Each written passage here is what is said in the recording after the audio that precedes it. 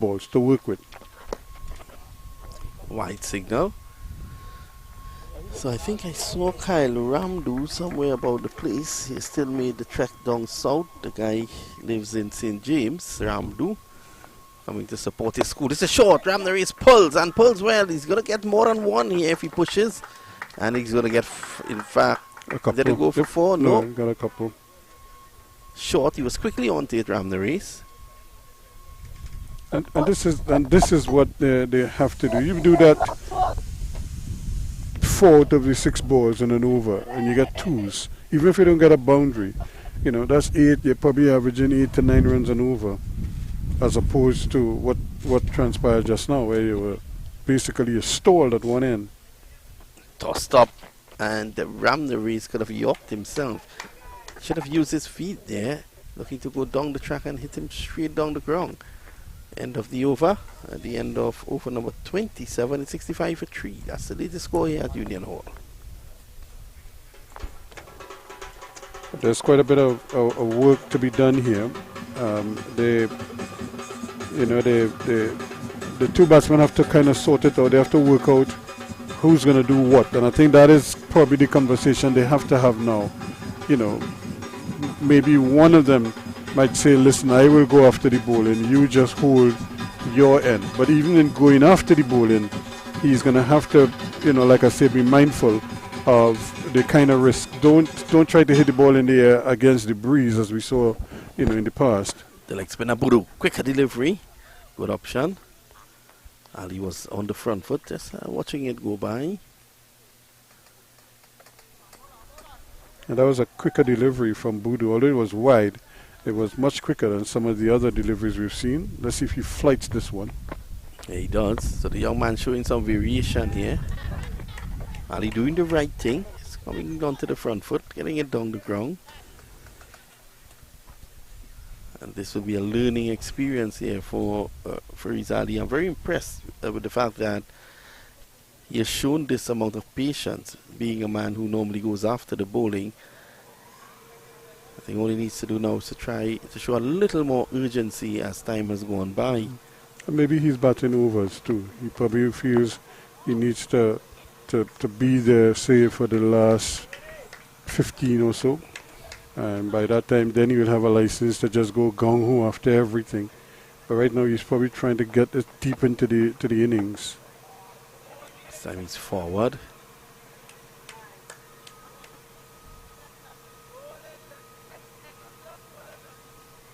And his responsibility now, Ramnarees, is to rotate the strike as much as possible. Try and get a single, get Ali back on strike, as best as you possibly can. That was a good drive from him, but he didn't get a run for it. But at least you could see him trying to score. Again, yep. I think the fielder was deep there. Some pressure should have been put on him. He did misfield the ball. End of the over. A good over again from young Brendan Buru. And at the end of 28, it's 66 for 3. Mohammed did well to get his body behind the ball there at not mid-off position. I was making the point, this is a better fielding ground than, say, Naparima ground was. But this is not the perfect fielding ground. We have already seen, a couple bad bounces. And so as a fielding team, you have to be mindful. You have to keep your eyes on the ball as much as possible and get your body behind the ball as much as possible. But to their credit, at our presentation, they've done very well in the field with their fielding. Their ground fielding has been good. They've basically gotten their bodies behind the ball with that long barrier. Easy single down the ground. Ali will be happy with that. Scoreboard ticks over. So these two, they have effectively, they've stopped the slump. Let's start there. And they'll be able to plug that hemorrhaging of wickets that you normally see early on with Naparima College. Current run is 2.38.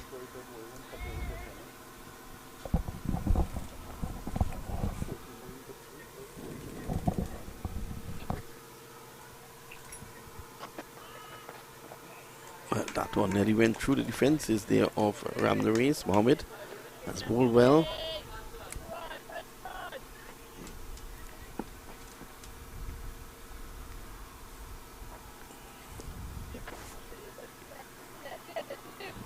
Naps will feel very happy when once Ramnarees is in there, they'll feel very, very comfortable. Basically shuts up an end. Sammy's back and cuts well. He should get a single here, and he does. And that's what he has to do, to rotate the strike and get Ali back on strike and just kind of throw the bowlers off a little bit. But the other part to that is it forces the captain to try to, because based on what was going on before, this is like a gush of runs, So the captain may be thinking, maybe we need to get back to that. Yeah, something is happening here. Jalim may come back into the attack. This is short, forcing through the offside. Good stop by Buru. This is problems here. Ramnarees is in problems. The return is not a good one. Not the best of returns. So Saif, the keeper. It's a good stop. He got one hand down and stopped the ball. The fielders took the chance. The batsman rather took the chance, and they were able to complete the single. Primarily because the return just wasn't the best.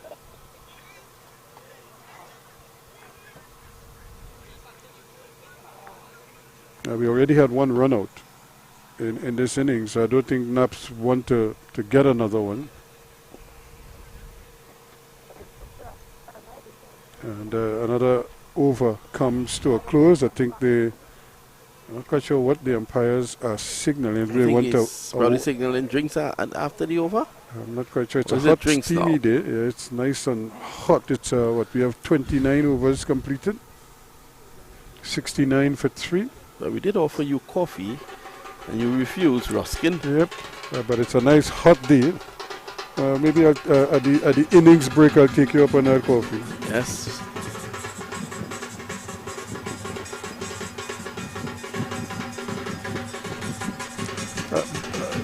But this is a game, the type of game that it's just kind of meandering along. It's not really, we have.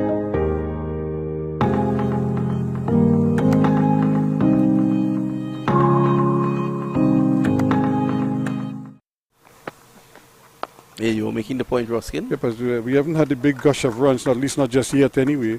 And but the thing about it is because the cricket is so absorbing, and there's so much at stake as well. And I think that is part of what is weighing on the Naparima players right now, because they know if they get a good score, or they give themselves a 150, maybe a 200, if they could get that far, they might find themselves in a situation where they could probably dictate. Yeah, they could exert the pressure then. Yep. Yeah. But it's how you get there.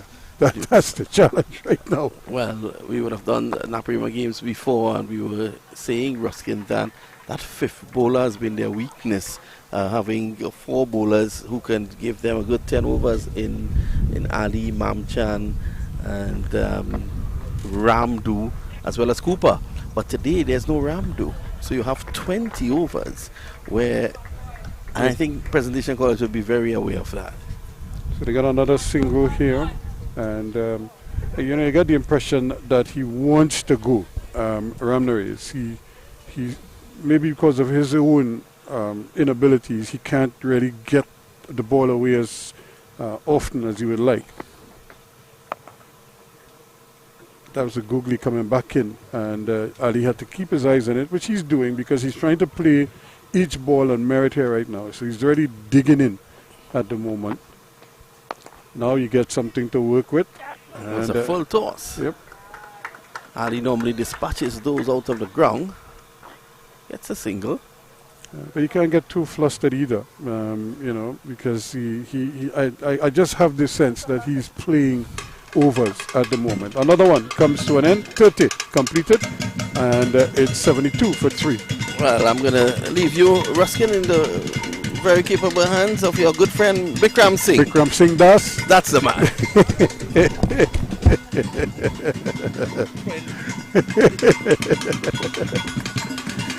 But all the same, it's 72 for 3 at the end of 30 overs, and a rate of about just 2.4. And there's a rhythm section, the Naparima rhythm section, trying to get their team going here, but Ranis has been a slow crawl so far.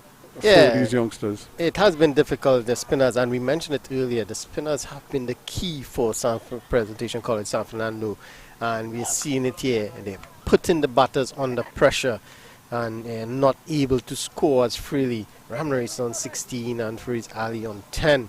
But the bowlers have bowled such good line and length that made it difficult for the batters to really rotate the strike. They were unable to just turn the ball into the onside or just drop the ball and run. It has been so difficult for them. Now we see it's Christian Rampasad. Yeah.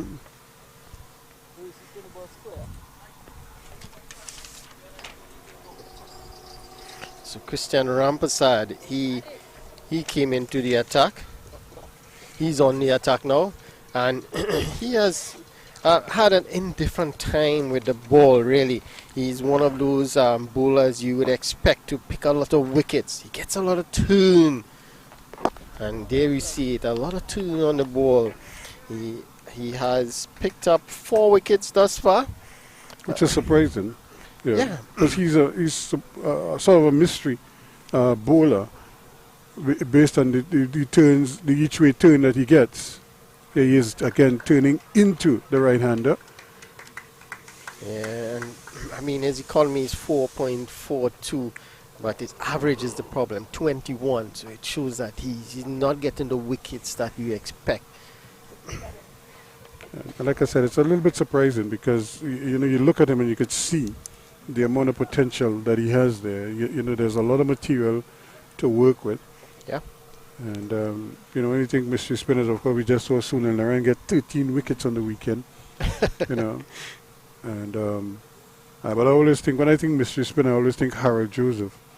But Harold Joseph used to bowl at such speeds, that you always, this is a good, they go for one, they may get a second one if they hurry, and they do, and they'll get the second run as well.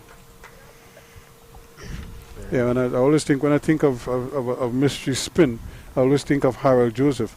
And what made Harold Joseph dangerous is the speed at which he bowled. Because his whole mannerism was quick. Everything was quick. And when the ball pitched, it would turn sharply. And that created all sorts of panic in batsmen, because you'd forever be playing around the wrong line, and the ball would turn, miss the outside edge. Whatever, or he'd run up and bowl. And now we hear about cannonball, and he used to bowl a cannonball way back, in the 70s and 80s. And this could be a boundary here. Finally, the shackles have been broken, and Ramnaresh does put this one away. Full treatment there from a short ball, and he was able to get some swinging room. Yeah, definitely a short delivery, and he had enough time to just rock back onto the back foot and pull that one in the vacant mid-wicket area. Yeah, there's just 3 fielders on that leg side, so lots of room there, lots of areas for him to score. And that's good to see. Even though he had been bogged down, not able to score freely, he was able to pounce on that bad delivery. Next delivery is tossed up nicely, teasing him outside the off stump, but he says thank you very much, but I will leave this one alone, and allows it to go through. It's the end of 31. It's 79 for 3. Yeah, so not a good start for Rampasad, and it looks like it's going to be a drinks break, so we take a break here as well. After 31 overs, Naparima, they were sent into bat there, 79 for 3.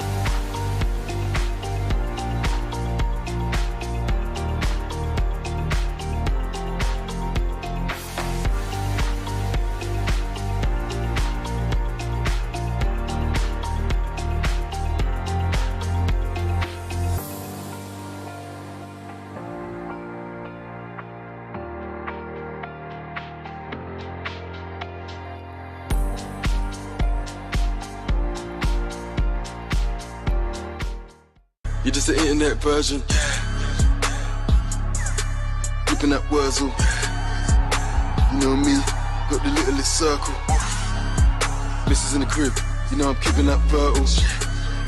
We don't take pictures, you know I'm keeping that personal. White so clean, you know I'm flipping that parcel. Soon being $1 million man, like I'm living with Virgil. Real shit, seen a little rehearsal. Big gun like Rick, it's like I'm living with Herschel. Gangster, gangster, with Lisa and Jackie. Grab some man for little bit of Drake and bring that Sanfa. In the darkest, rap Black Panther. Man don't powder, and a dark man pamper. I'm a real bad man, and a dark man stand for. I'm in the HSB, winning but one banker. A lot of man play Ken, but man a bad man Blanca.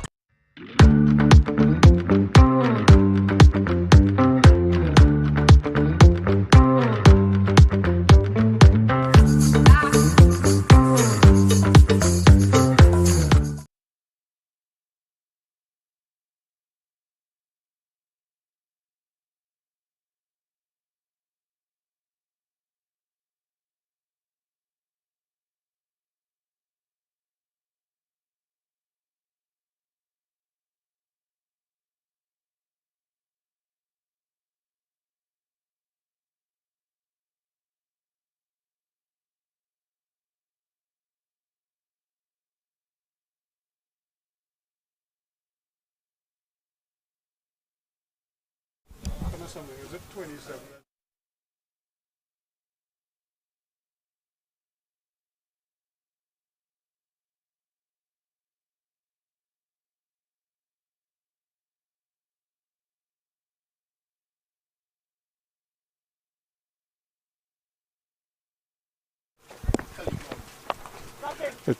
As we resume after the interval, the first ball is just played out into the onside, no run.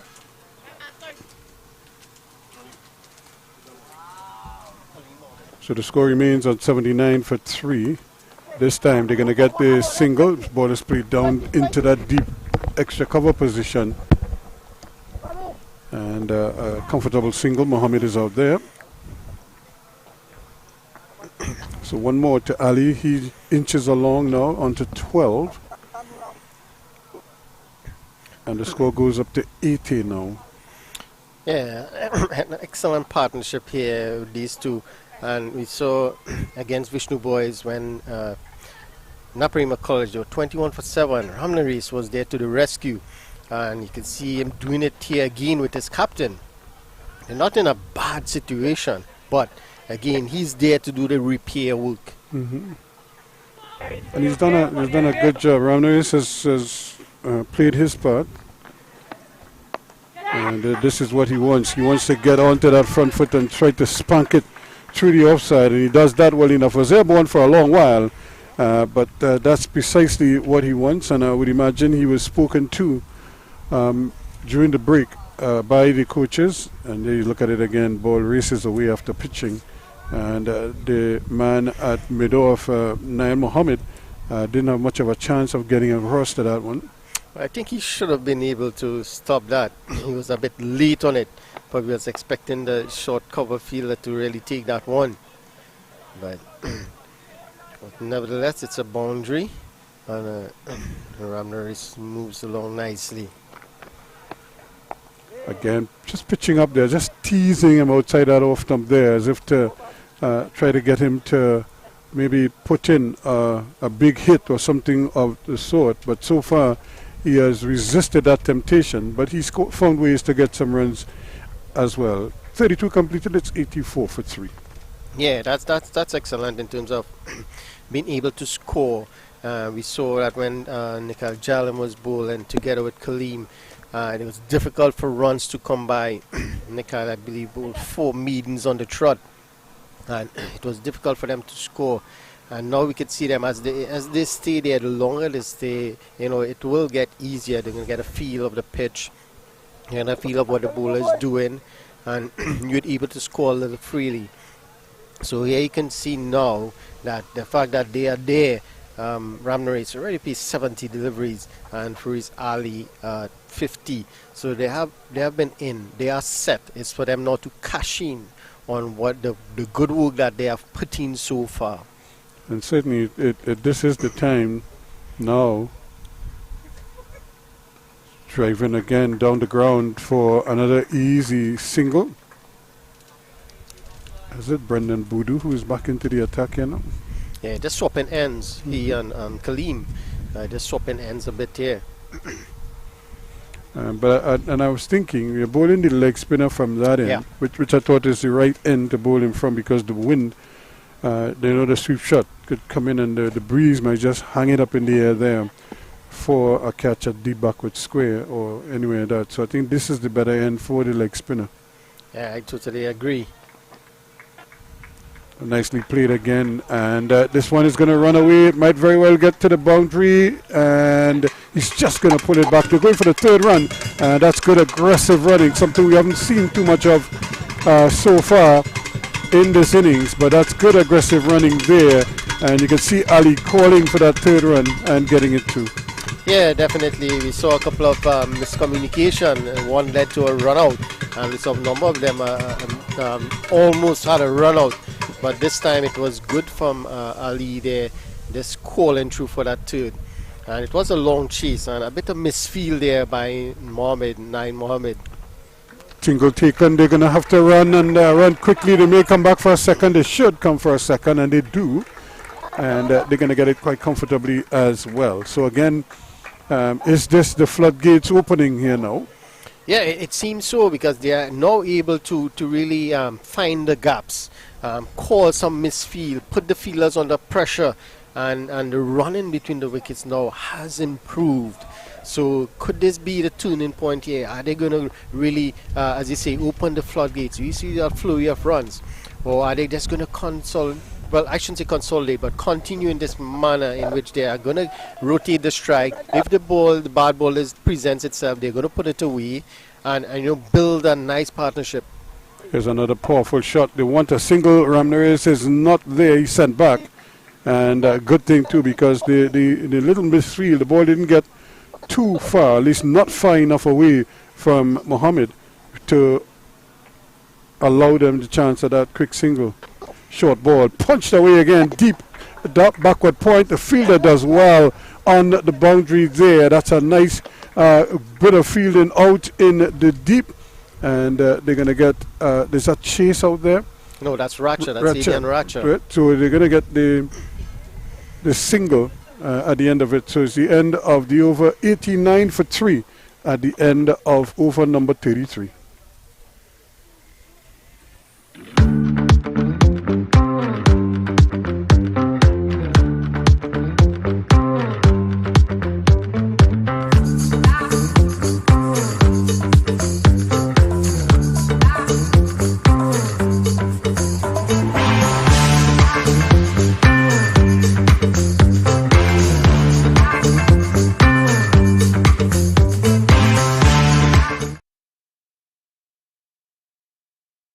Pushed down to mid-off, but again they can't get it through. So this has been a real struggle at times. Boodoo, the man in the way there. There's a ball just holding its own and just going through. And now he's anticipating turn, but there wasn't much there. I think it looked like it kept a bit lower than he expected as well. He was on the backward looking to play that one into the offside. Khalil Mohammed will try again, and again the ball is pushed up. Again, Boodoo is in the way. Doesn't feel it cleanly this time, but it doesn't get too far away from him. So this is a real fight here between bat and ball, trying their best here, Naparima, to get some runs on the board. I suppose the minimal target they would want is 150. And then they'll see if they go past that, see how much more they can get. Now they go for a single. He's a little bit late, Ramnaresh, in starting, but eventually he gets there. Yeah, I would tend to agree with you. The minimum you look to is 150, and if you can get up to 200, that will be an excellent score. You have to remember the top order for Presentation College San Fernando have been doing really well. Not just the openers. Remember the number 3 batsman Budu, he has a 70. Ramsaran, he has a 40. And then you look like a Chase and Ratcha, who has been doing really well in that middle order as well also. That's a good shot, but again, brilliant fielding again by Nail Mohammed, just getting his body in behind it and preventing it from going past him. So they got a single, and that's all they'll get from it. 91 for 3 after 34.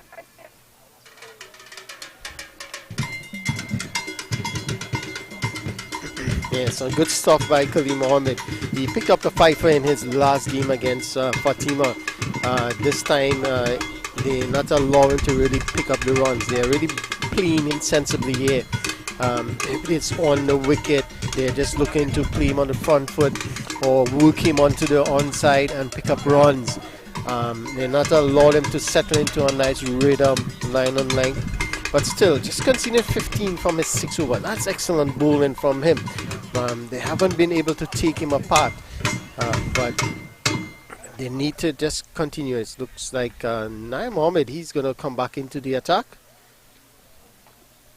Yes, he has bowled 6 overs for 8 runs. So he has been excellent. Just missing a wicket or 2 in that wicket column now. Yep, that's the only thing that is missing. But you have to tip your hat to these two. They've really fought a good fight for Naparima.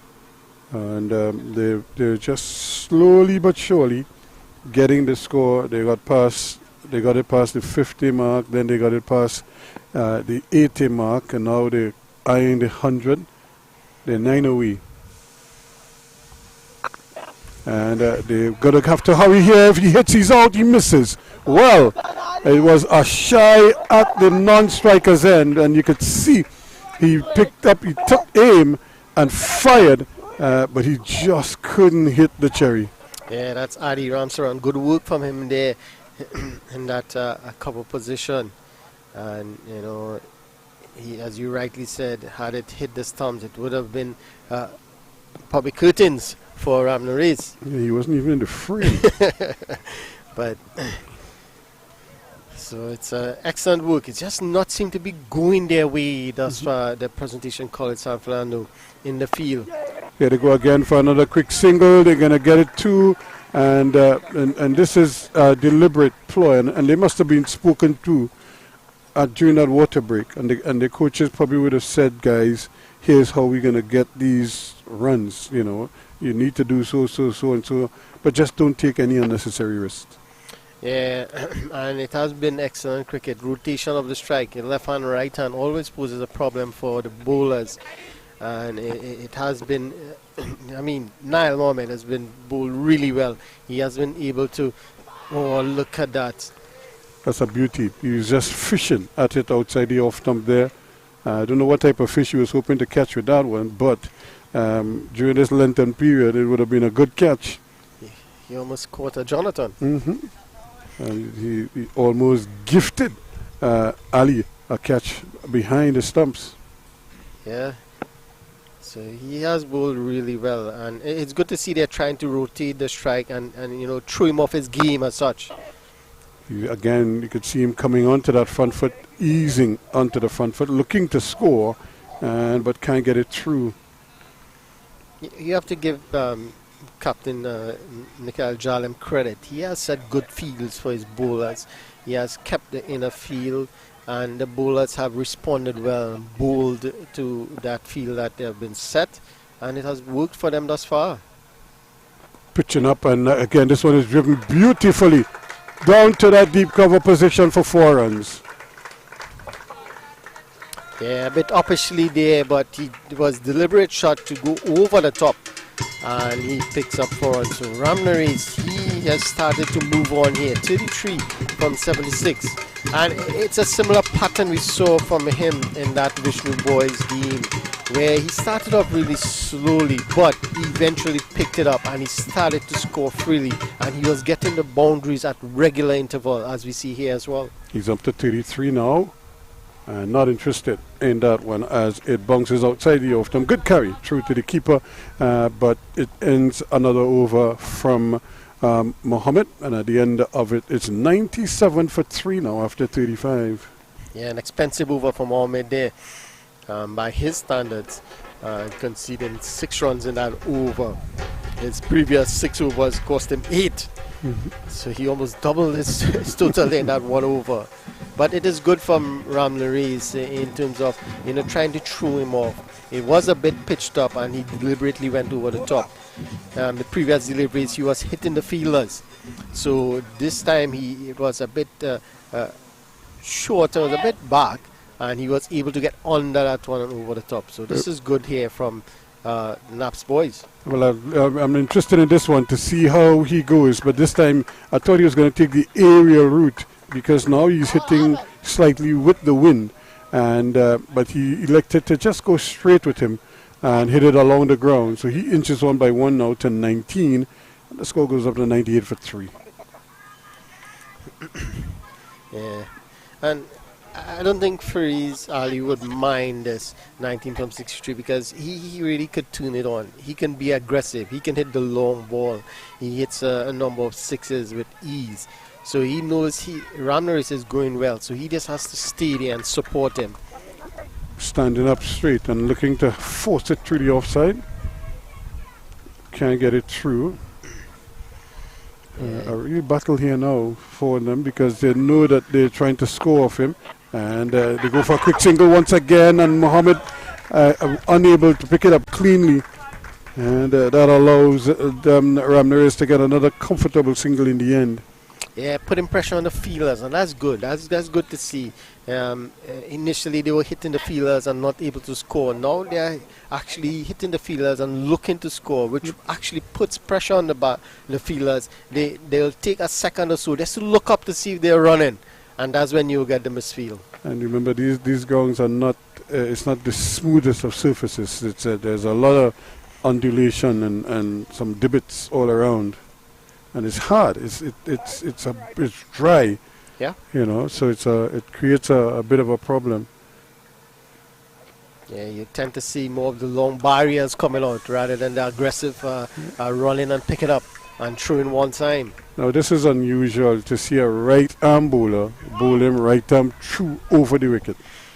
Yeah, I normally find that weird, and it's strange because you have to turn around and then deliver. Here he is driving again out into the deep, and there's a man platooning out there, and another easy single for him. But a good powerful drive from Ali, and he goes on by 1 to 20. It's exactly 100 for 3 now after 36.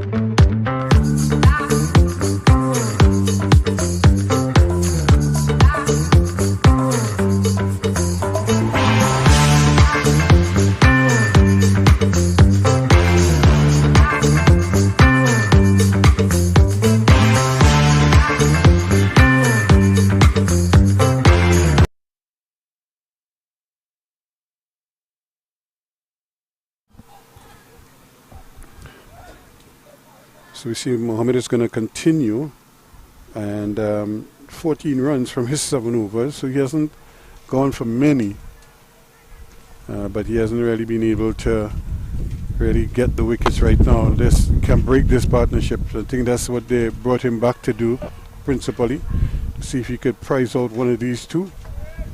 Yeah, I think they need to break this partnership now. It's getting a bit. It's the partnership. Well, the Naps has reached on to 100. It's 100 for 3, and this partnership is really taking things away. Yep, they've added 51. Yeah, it's 51 already, and that's an excellent partnership, and it will start to play on the minds of the captain from San Fernando. Yeah, they go for the run out, and they're going to get it now because nobody was able to back up at the non-striker's end. Ramlarez almost overcommitted and was sent back by Ali, but then the return was off target, couldn't hit the stump from there, and the batsman eventually went through for a comfortable single in the end. Ramsaran was the man aiming at the non-striker's end. Yeah, it was Khalil Mohammed. He one who failed to back up really. He was just standing there. Everyone thought that the throw was going to go to the keeper's end, but it went to the non-striker's end instead. On the legs, turning away again. This is where they have their confusion. They're running between the wickets. It's been a little bit iffy at times. A lot of yes, no calls. And the batsmen really just need to work it out. One call, yes or no, but not both. And and that's where they tend to get into a little bit of confusion sometimes. Yeah. He goes again, aerial, that's hit hard, and goes for 4 runs. That is a powerful shot. He was waiting on that one, and as soon as he pounced on it, it went for 4 from the moment it left the bat. Yeah, we saw in the previous over he hit one similar, but that one went way over the fielder at short cover, which is Khalil Mohammed. This time it went through the hands of Khalil Mohammed. He was in so close that, well, you can see now he's taking a few steps back just for that shot, but it's a bit too late. That one went through his hands in a flash and into the boundary. So Ram the race is really turning it on here now. 38 from 81.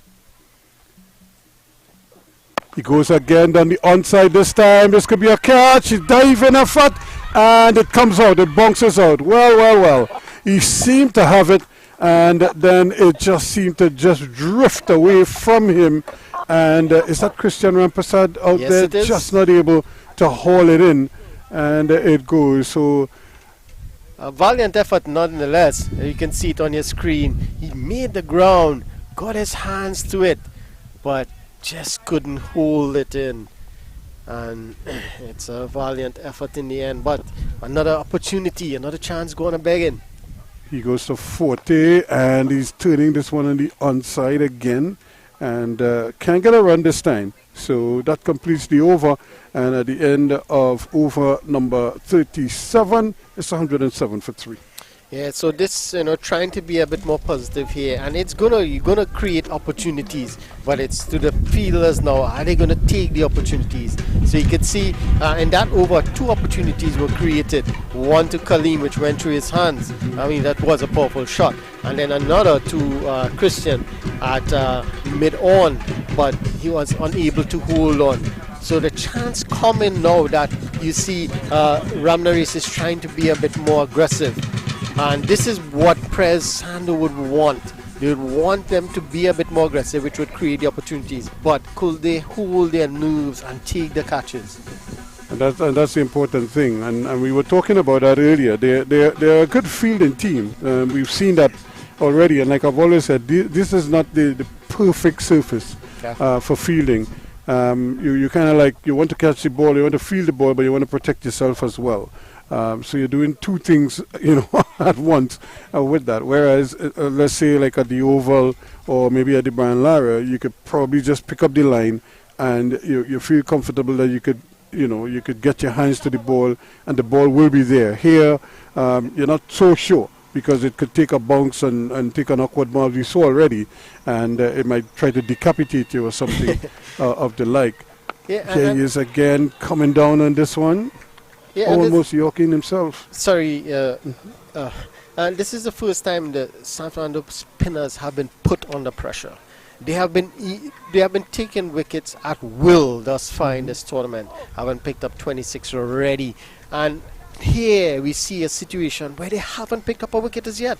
We're into the 38th over, and they haven't picked up a wicket. 3 wickets have gone down. Yes, 2 to the fast bowler Racha and 1 run out. Yep. So Naps here have done what it is they have set out to. If that was a plan or the small goal around the major goal, the spinners. They have done their job. Yes. And now they're under pressure, and you could see it's telling in the field as well. Let's see what he got. That's a full toss, and this time he's going for the big one. That's going to be 6 runs. And for the first time, he's really opened up his shoulders, and Ali could count a 6 to his credit here now. A real juicy full toss served up there by Kaleem Mohammed and given the full treatment. Yeah, definitely a nice full toss, and he took full advantage. And we said it before, a couple overs ago, that he is capable of hitting those sixes, those big boundaries.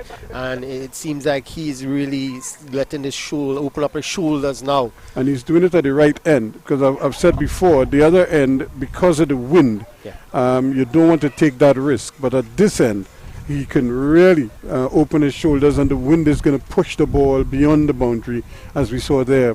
Well, if anything, I thought it could have gone further than that, so you probably mishit it. Well, in fact, he might be thinking that as well. Well, you could see it wasn't much power, it was more timing. Yep.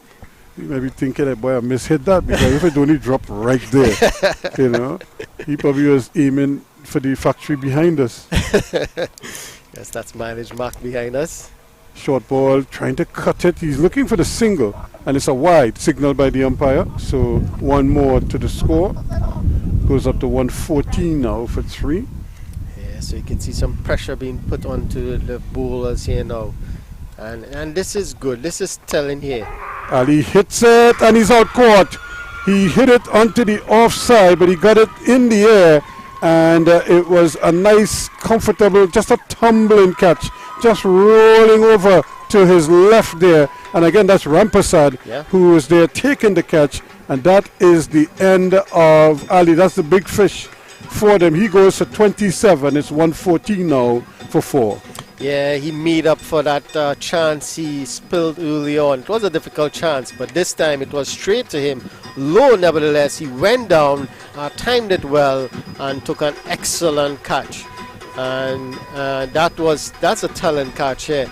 In terms of, we just saw Furiz Ali opening up his hands a bit and hitting a huge 6, and then 2 balls after he's walking back into the shed, and it could be the turning point here.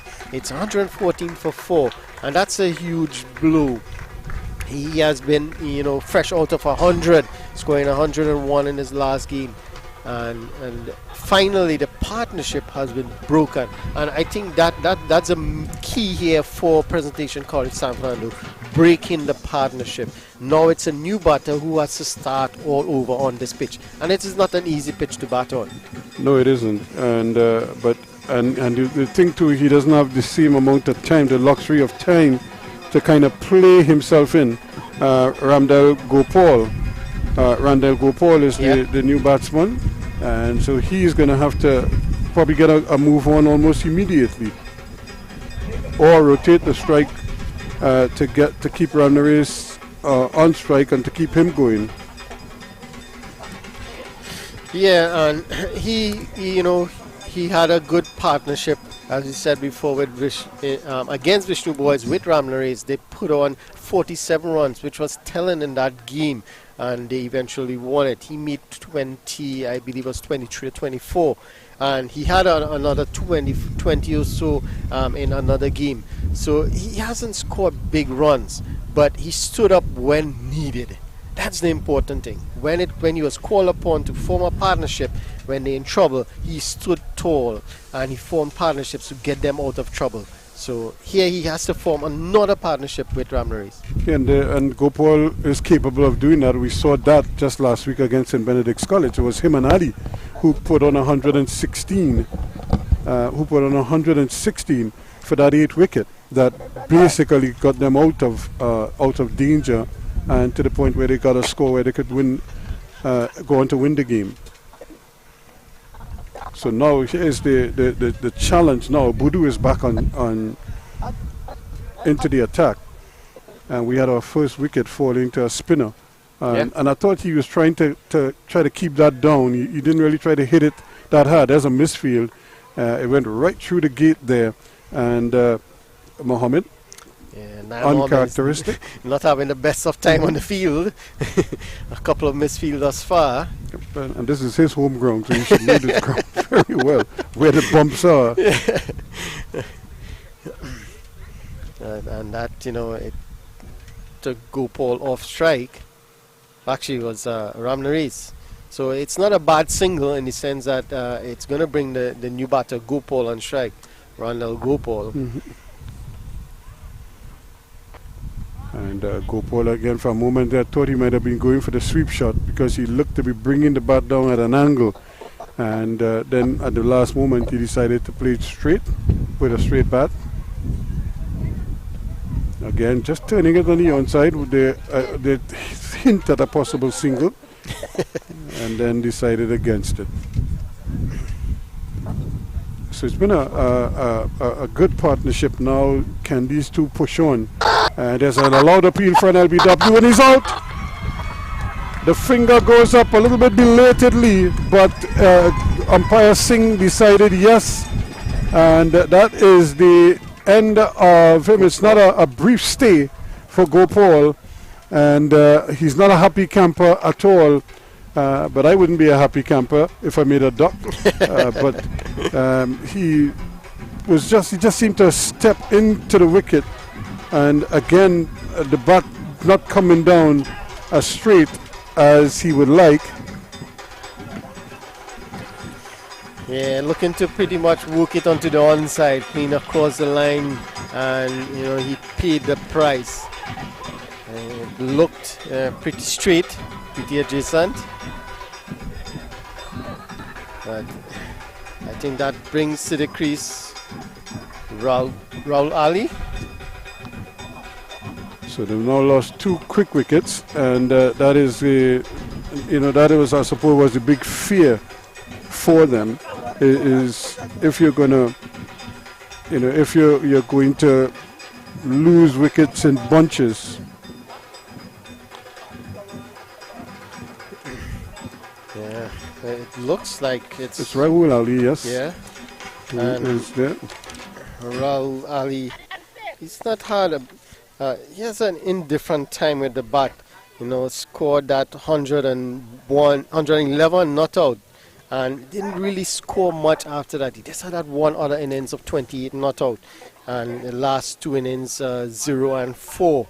So he would want to really make up for that. Try to get a good score under his belt here.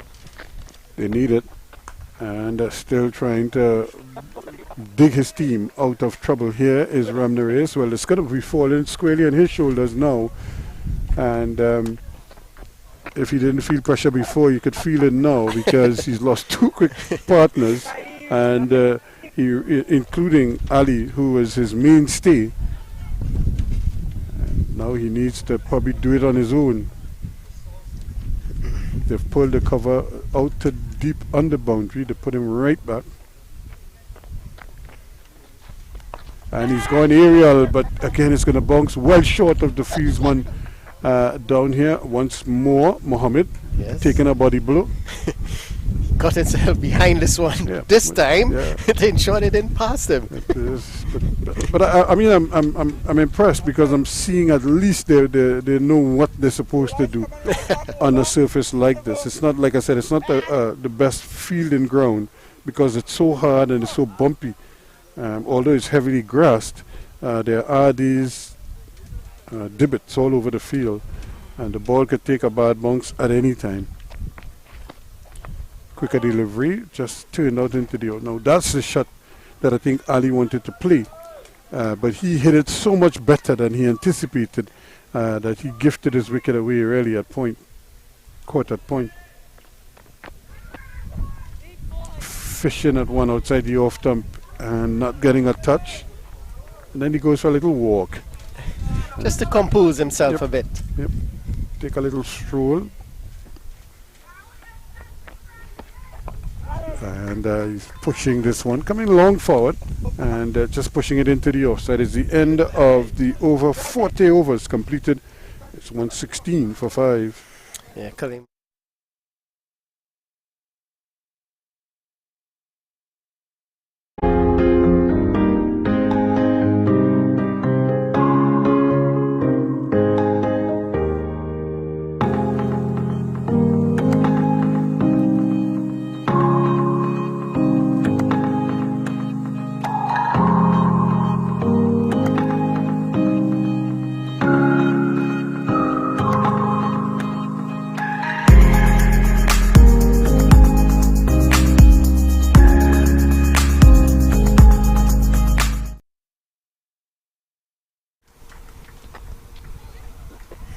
So we're back here. It's going to be Brendan Boodoo. He's going to continue from the far end, if you want to call it the southern end.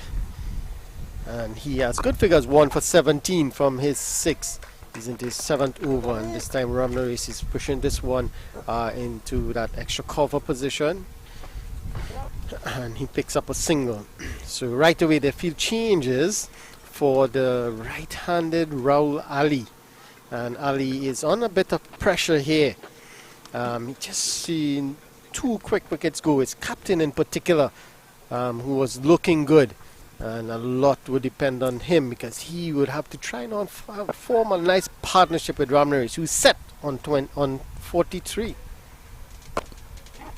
This time it's worked away into the onside. There's that deep fielder, Khalil Mohammed. He's there on that deep mid-wicket boundary.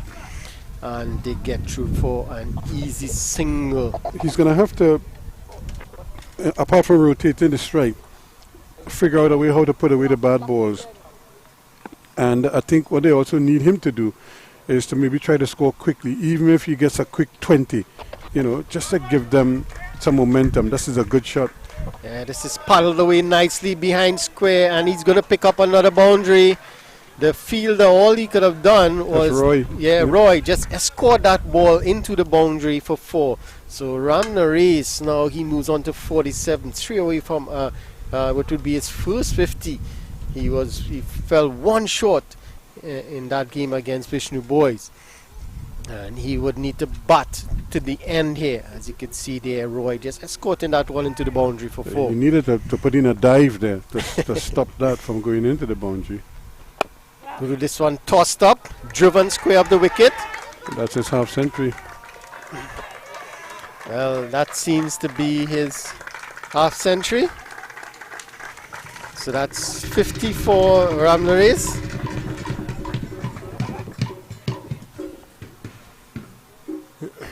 It's 122 for 5, more importantly. So they have upped the tempo, but they lost those 2 quick wickets.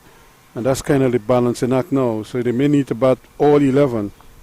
Yeah, we saw there in the picture, we saw a nice gesture from the captain of San Fernando, Presentation College San Fernando, just walking up to Ramnarees and giving him a gentle bounce, congratulations. It is a very good knock from him thus far in terms of taking his team out of trouble. 125 for 5 now. And then now here's the thing, because they're beginning to run out of overs now. They're in the last 10 or so, or the last 9 to come. Now they need to figure out how it is they, what kind of target are they going to set themselves here, to see if they can't push on here now and maybe get maybe 80 runs of the last 10. Well, if they could get to 200 from here, that would be excellent. It would be something for the bowlers to work with. This time is driven straight down the ground. It's a misfield. By Roy, yep. It's a misfield, and it's going to go into the boundary for 4. Is it Roy? Yes, It's Roy. So Roy is not having a good time. You can see the umpire just signaling 4 there. Driven straight back to him. It should have been just a single, and Khalil would have been happy to bowl at the new batter, but a bit of misfield. And Ramnarees picks up 4, so that's 4 more to the total. Presentation College San Fernando leaking runs here now. They just need to keep their nerve, because you always feel in any game one team will have a moment, and the opponents will adapt at some point. You just need to be able to control it when it happens. Oh, good work there by Nail Mohammed on the boundary. Firstly, it was an excellent shot. Pitched up delivery by Khalil Mohammed. Driven nicely square of the wicket by Ramnarees. An excellent piece of fielding on the boundary by Nail Mohammed. So that's good cricket all round there. But he still managed to pick up 2 runs. Let's do it again. He was trying to drive it, but he was driving it this time on the left of the extra cover, and he can't get it through.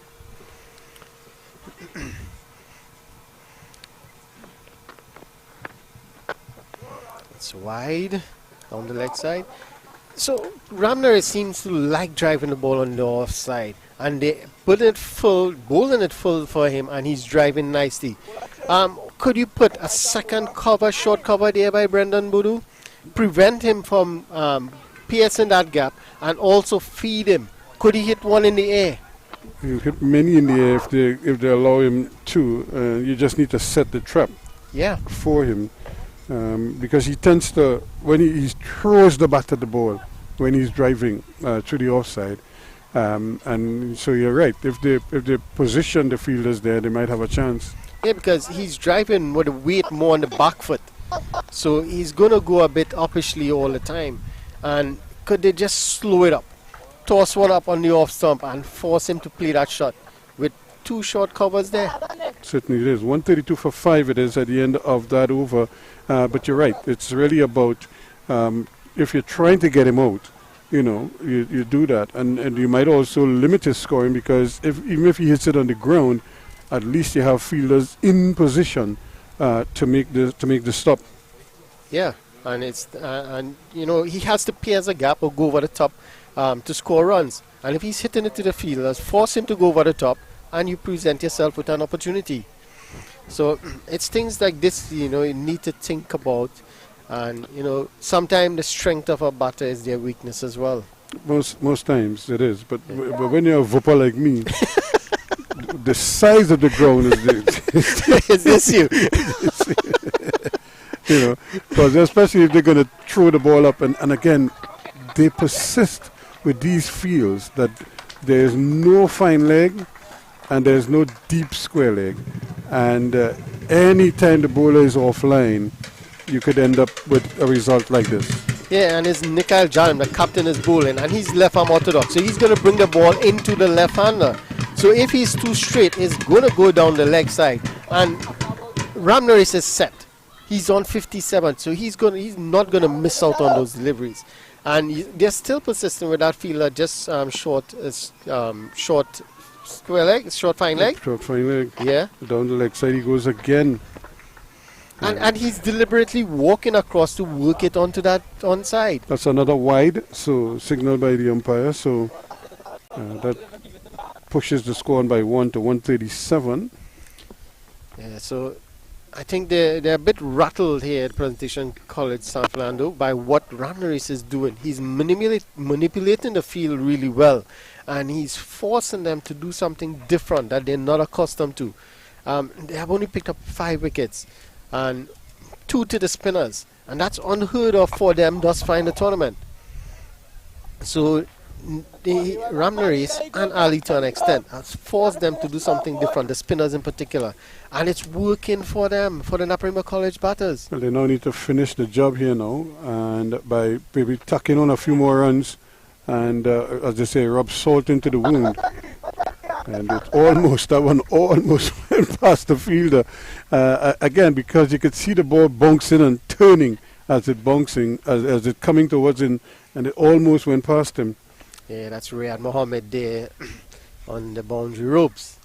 Did well in the end. So Nikhail Jalim, he's into his 6th over and just conceding 2 runs, and that's the 2 runs he just conceded. Yep,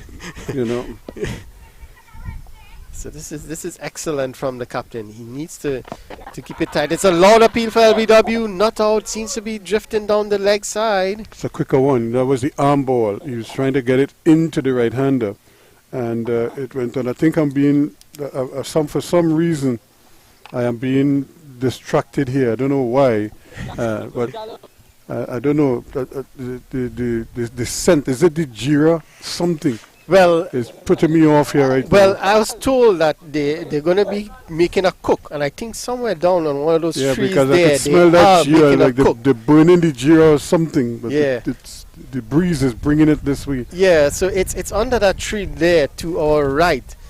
If so, I think they are making a cook down there. So I think you are distracted for the right reason. Yep, we might have to move the broadcast location closer. Yeah, that's a good idea. That's a very good idea. It depends on what's in the pot. True. So at the end of another over from Jalem, another tight over, 6 overs, just conceding 2 runs. At the end of 43, it is 138 for 5. So just 7 more overs. So did Racha, he's going to pick up the attack now from this northern end. So far, he has bowled really well. 6 overs, 2 for 15. And he would want to continue and pick up wickets. So this is a general trend I noticed in a couple of games for presentation called San Fernando. When the spinners are under a bit of pressure, at this time he would bring back, the captain would bring back his pacers for a couple of overs to just try and change things up a bit. If he picks up a wicket or 2, it's bonus for them. Yeah, well, he's bowled well so far, 6 overs, so he still has 4 overs to try to get through if needed. So it's Ramnari is just on the back foot, guiding that one, and he's going to pick up, it's a couple more, yes. He's guiding that one to the 3rd man region. And there's a fielder at that fine leg, but there's a short 3rd man. There is a 3rd man and a backward point, and I thought the man at backward point just kind of jogged after the ball. He didn't really attack the ball aggressively, and they were able to get 2. And I tell you what, if they wanted a 3rd, they might have gotten it 2 because he just lobbed the return to the keeper. Yeah, that's Ricardo Chase. Again, this is smart from Nikal Jalem. When he saw that shot, he immediately moved from square leg into that position at short 3rd, and the very next delivery, it was hit straight to him. Yep. So this is good from the captain, sensing that what Ramnaris wants to do and plugging the gap immediately. Again, he offers the single again after a hurry, and the ball goes right through. It should have really been intercepted there. In fact, he stopped it, but he couldn't pick it up. And because he was probably thinking of the throw, that's Chase. He was trying to throw the ball before he actually stopped it. And in the end, he succeeded in stopping it, but he never had a chance at the run out after that. Yeah, you can see his head drop there after that first one where he just trot behind the ball and they pick up 2. This time it was hit straight to him. He bobbled it, and they got a single. So he's not having the best of time in the field, but he needs to pick himself up here. He has to do it for his team. They are still in it. It's just 141 for 7. We're into the 44th over. And if they could just restrict Naparima to, let's say, under 170, that would be very good for them. And the thing is that none of the batsmen have really, sort of torn into the bowlers, They've just been playing on merit and looking for areas to score, like we just saw there. It's a good drive, but it was not a vicious drive to say, he's coming and really looking to tear into the bowlers. So they shouldn't feel as if they're under too much pressure. There are 5 wickets in the bag, and they just need to keep doing what they've been doing and restricting runs as much as possible. Yeah, and they have been doing that pretty well, restricting runs. Again, short delivery. Ali's on the back foot, punching this one into that cover region. Budu is there. They get through for a single. At the end of Racha, he pulls 7 overs, 2 for 19. A good over for him here. And the score now, after 44, 142 for 5. Mm-hmm.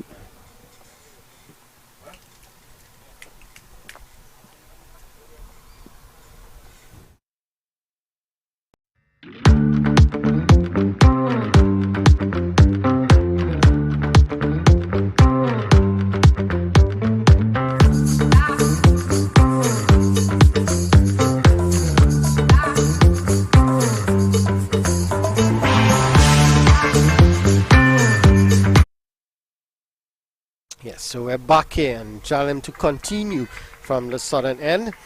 Excellent figures of 6 overs, none for 2 runs.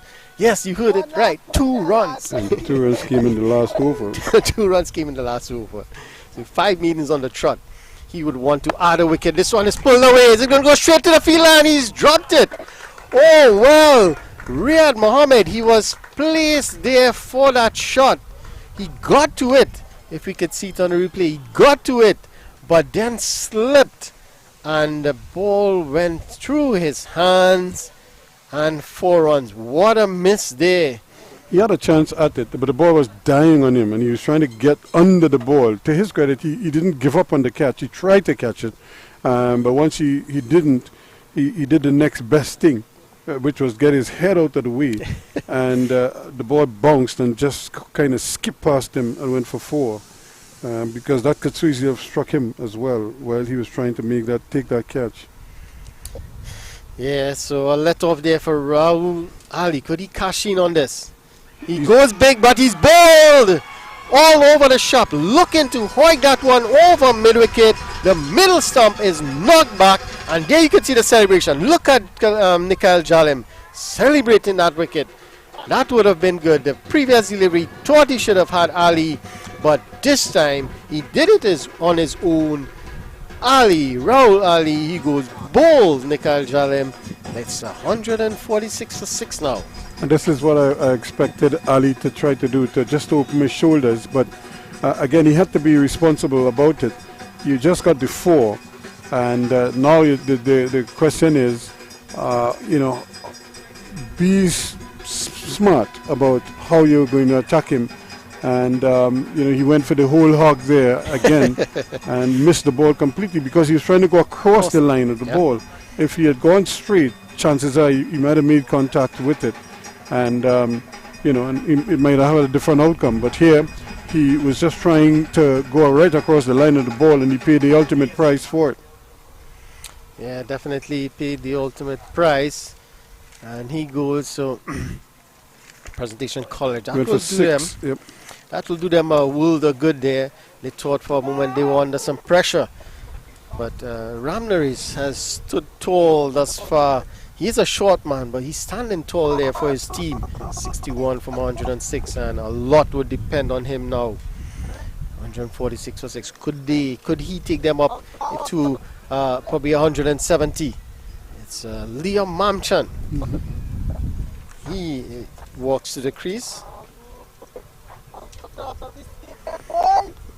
Yeah, Mamchan had a couple good knocks with the bat, and in that. I think it's a game against Fatima. He scored 23 odd to lead a fight back for them. At one stage they were in some problems, and I think he had another 20 odd.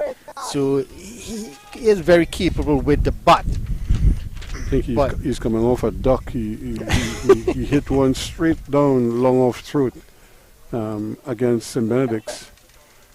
So I'm sure he would want to put that right. His good friend Nikhail Jalim is bowling to him. Both of them actually played together for the Steel Pan Players, the Dream 11.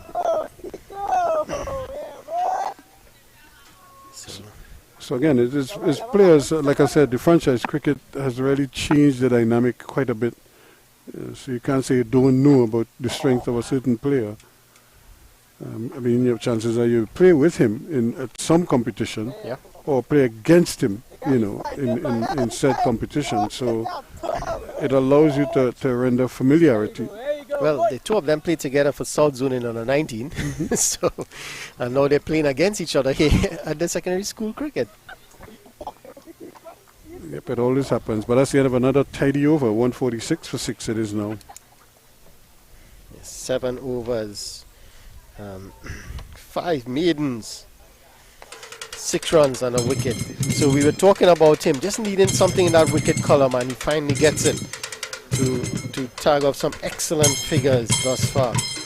It looks like Ratcha, he would continue. So 5 overs remaining, 146. 5 overs, that's 30 deliveries. If they can get those 30 deliveries, that'll take them up to 176, which would be a nice total for them. I think it would still be short, but with the bowling attack that Naparima College has, it will give them a fighting chance. Yep, and if they do it, which is why I was hoping and I was anticipating Ali sticking around a little bit longer, because he looks like he is prepared. He was prepared to, to go big.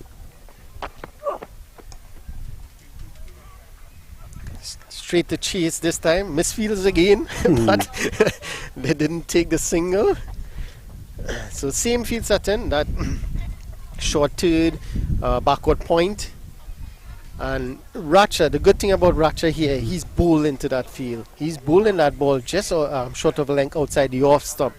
And Ramnaris is just, trying to guide that into that gap there. But this time he gets it through. That's very well played indeed. It's a valiant chase after it, trying his best there. But he was never going to catch up with that one. That's a brilliant shot. And he gets 4 runs for it. Well deserved. Yeah, definitely they've been feeding him there. But this time it was a bit fuller.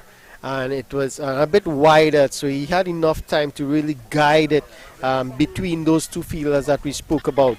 And he picks up an easy boundary. And just using the pace of the bowler there, he didn't really hit it.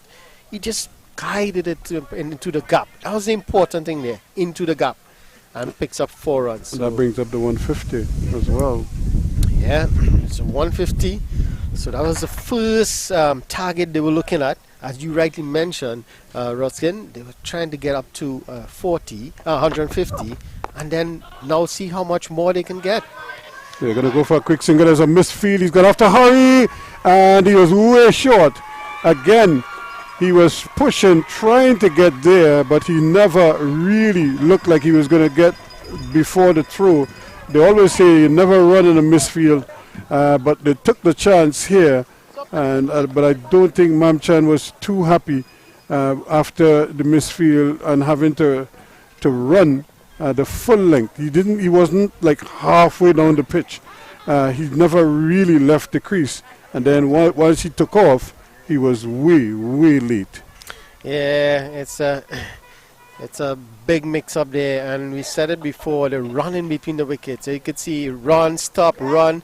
Yes, a bit of misfield by Budu, but he recovered well. And good work by the keeper as well, Ali, to guard and hit the bails. So, Ramnaris, another wicket under his belt. Well, another run out, But, yeah, a bit of indecision. We saw that throughout, and you mentioned it a couple times, Ruskin, that indecision, that yes, no.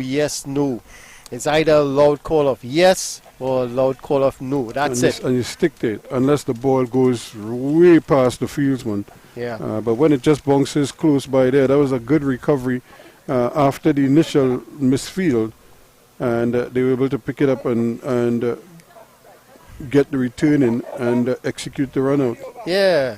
So because he stopped mid-wicket, mid-pitch, and Liam, he wasn't even interested in run anymore. Yes, he certainly it wasn't. It was going to be hard for him because he had to run the full length of the pitch. And all he had to do was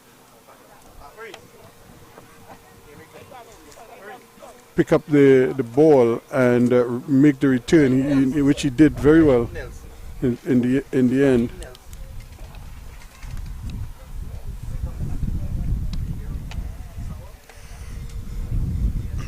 So Ratcha continues. He's into this 8 overs, 2 for 23, and this one is driven straight to Riyadh. He's on that extra cover boundary. Does well, a bit of misfield, but just keep it down to 1. So Nelson is off the mark and picking up a nice single, a good shot too.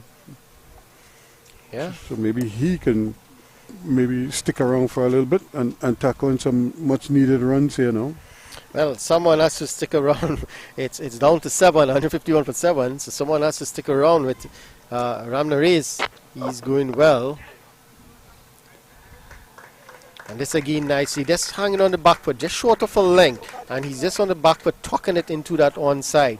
And an easy single. And that's the end of the over. So it's a sensible batting here from Ramnaris. It's the last delivery. He just looked to get a single and retain strike. At the end of 46, it's 152 for 7. As they continue to push on and try to get as many runs as they possibly can. But this is the time. If they're going to take chances, this is the time now that they're going to have to take a few risks and try to get as many runs as they possibly can. And then I say risk. You don't always have to hit the ball in the air. In terms of risk taking, what you want to do is put the ball where you feel you could get runs. Play to your strengths. Correct. And this time he's going over That's a the good onside. shot. Yep. That's another great shot because he played it into the gap. Once he got it over the head of the man at mid-wicket, a short mid-wicket, once he cleared chase, that was it. He was really chasing for retrieval purposes after that because that ball was very well struck indeed by Ramnaresh. And it brings us back to the sensible decision to take the single off the last ball, and was able to get it into the gap and picked up a boundary as well. He goes on to 70, and they're going to get another single as well. So he's batted very, very sensibly, and he's reaping the rewards here now. So this might be the opportunity for him to probably just free his arms a little bit more and try to tack on as many more runs as possible. See if he could get it up to 170, 175, possibly even 180 if they can. Vinod is back with us. And Vinod, boy, we've been terrorized here by somebody burning a Jira or something somewhere. I'm sure where it is. I think that's your lunch, Ruskin. But somewhere it is. It's been going on for a little while. There's a loud appeal, not out, says the umpire. But instead of trying to run the single, he turned his back on Ramnaresh. Yeah, that's the arm ball from Jalim going down the leg side, probably sliding just down the leg side. He's bowled well, 1 for 11. Remember, his first 5 overs were maidens. Outside the off stump, and he's trying to hit this one. He pulls it down to long on, and he's going to get the single in the end. Kind of an awkward shot because everybody was looking for the ball going through the offside, but he was able to tug it on the onside and got a single. So at the moment, good. Press continues to take wickets at the critical moments, so you could never say that Naps at any point could have just run away with it. And they still can't get it away as readily as they would like. Despite the brilliance of this knock by Ramnaresh, it's been a struggle all the same. Ali shaped well until he just gifted it away, caught at point, early chasing a wide. He has a lovely ball for a big hit, but he can't take full advantage. In fact, he probably could have been hitting that over the head of the mid-wicket, which he did earlier in the over and got 4. But the sensible thing here, though, is that he got the single. So he retains the strike, and now he goes on by 1 to 72, and it's 159 now for 7 after 47 overs. Yep, so we take a short break. We'll be right back.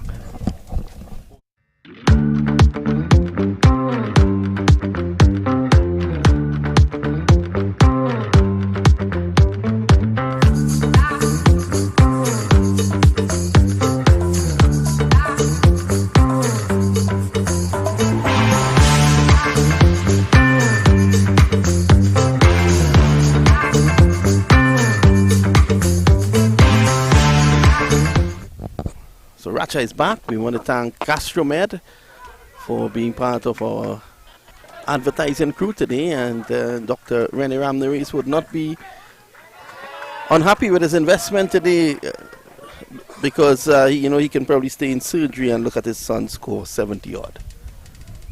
And it's been a good knock. He'll be proud of him. He might take him out for pizza later. You never know.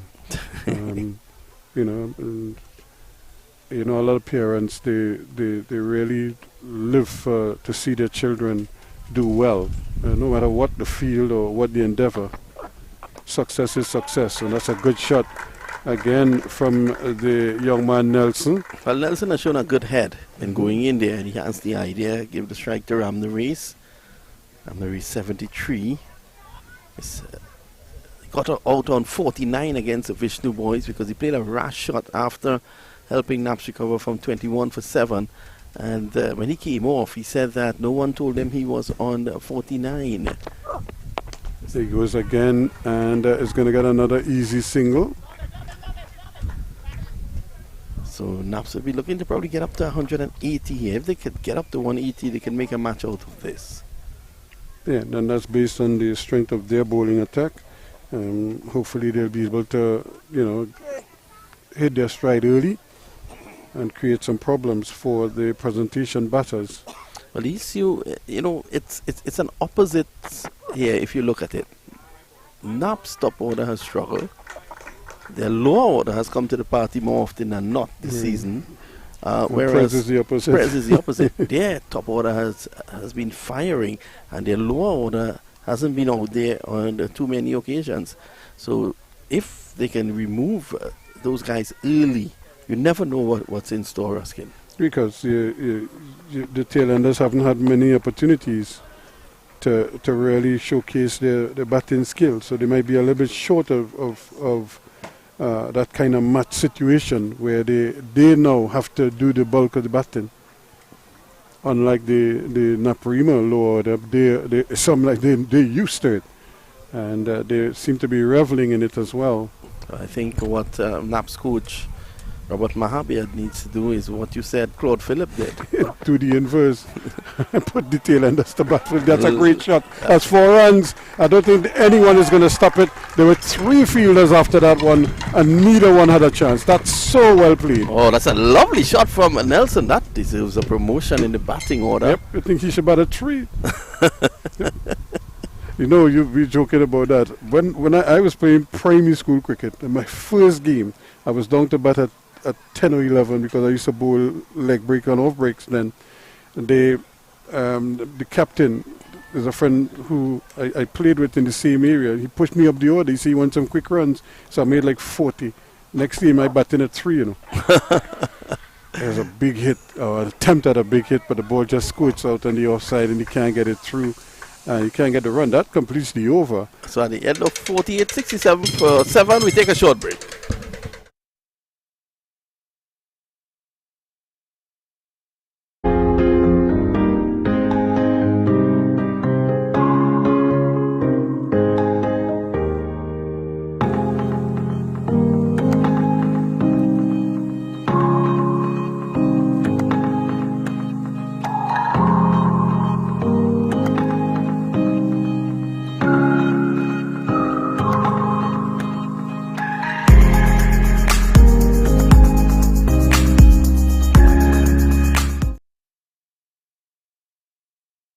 Going to be a sound off between the Presentation College Rhythm section and the Naparima College Rhythm section. So they're going to battle.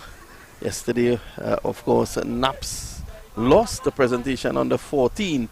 Mikey Rupra has a clip that he will be showing us pretty soon. And is it the Rhythm-rama that we have in here? I feel so. I feel you may have to commentate throughout that. And the race is in the air. I don't think they're seeing it. And that's the thing. Nobody was moving towards the ball. Well, the catch has been taken. Yep, it seemed as if he just seemed to stick his hands up there and the ball dropped in his hand. He didn't seem like he was in position. I thought it had gone beyond behind him, yes. Yes, let's have a look. In the air.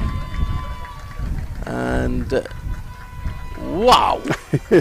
He just stuck his hand back there and it dropped in his hand. That's Christian Rampasad, taking a splendid catch indeed. So Ram the Race has to go. He goes for 74 and it's 167 for 8 now. And what this does is give Prez another bowling point.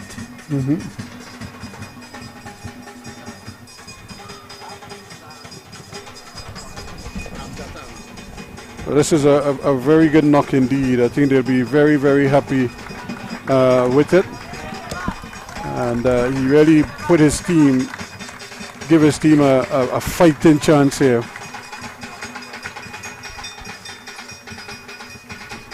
But what a catch, because and he took it so nonchalantly. I thought it had really gone over his head. In fact, I think his teammate was signaling 6 because just the way he just kind of stuck his hand up there and didn't really seem too much in a celebratory mood. But all the same.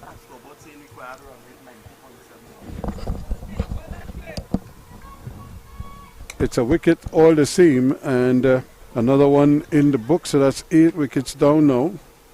So Chase gets his first wicket. And he has a chance here, the national youth pacer, to wrap up the innings. It's going to be Ramjatan to face. That's a good idea. Just pushing it across the left-hander. But I guess, Ruskin, even in your day when you were bowling to tail-enders, you were first up looking for the Yorker. Well, either you bowl the Yorker or you try to take his head off. It's one of the two. On a wicket like this, once you could get it up to like chest high, a lot of these batsmen are not comfortable playing that. So you would want to give yourself that option as much as possible. But the Yorker is always a good option as well. And they're going to get the single here as well. Just pushing, opening the face and allowing the ball to just run off the face of the bat. Zachary Ramjatan.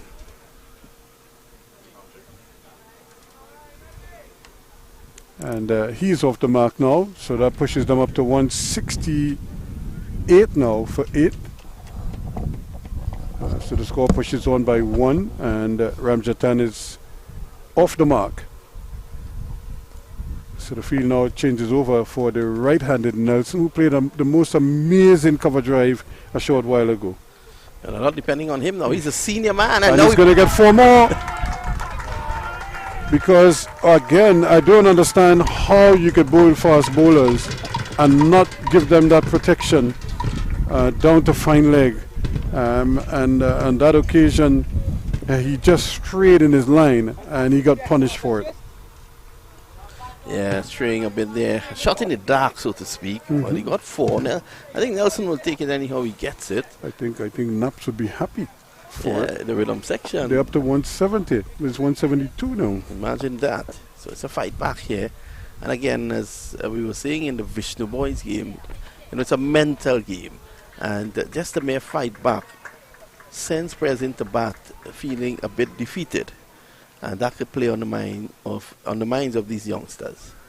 Yeah, because now the batters may feel they want to get that 170 runs in double quick time, because they're sort of upset that they even allow them to get to that.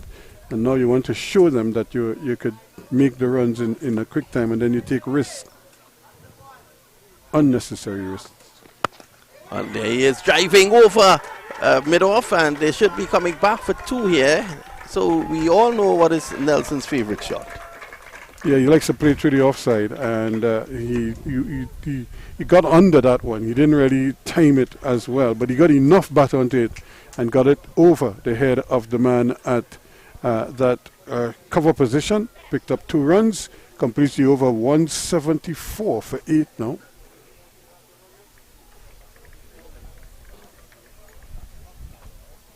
Yeah, yesterday you can see young Ramcharan scoring a half century to lead Presentation College to a big win. They made 192 for 3, and Ramcharan there scoring a half century. Very talented young batsman, and I'm sure he's going to go on to greater things for Presentation College. So Presentation College defeating Naparima College very easily yesterday, and Naps will be hoping to reverse that today. Yep. You win one, I win one. Keep it in the family. Yes, we want to thank Mr. Ramcharan for providing us with that video. 80 odd the youngster got yesterday, and it's good to see young men bat long. So, Chalim is back. Yep, 1 for 13 off 8. Oh, this is good batting here by Ramjatan. Just coming forward and getting it away. So 175 is on the board, and that is a landmark for them, because there was a time they didn't look like they were going to get anywhere close to that. So they have 175 on the board. That's runs made, as they say. Prez will have to get that and 1 more to win the game. Now the field placing has to be spot on here. Sammy hits it down the ground. Mohammed should take this catch, and he does. So Jalim gets the wicket. Mohammed taking the catch, and just the previous delivery, he was sending Mohammed back. And luckily he did that. So Naparima, they've lost another wicket as Mohammed takes the catch, gives Jalim his second wicket. And now the last man in the Naps lineup, he goes out to bat. And Nelson, his strength proved his weakness on that occasion, driving through the offside and into the hands of Mohammed. A nice low catch taken there by Riyad Mohammed. Well, he almost got it to the ropes. He almost got it over the boundary, which is what he was aiming for. But he just couldn't get it. And because he was swinging kind of like this way instead of going this way, it was a full toss. He made it into a full toss as well.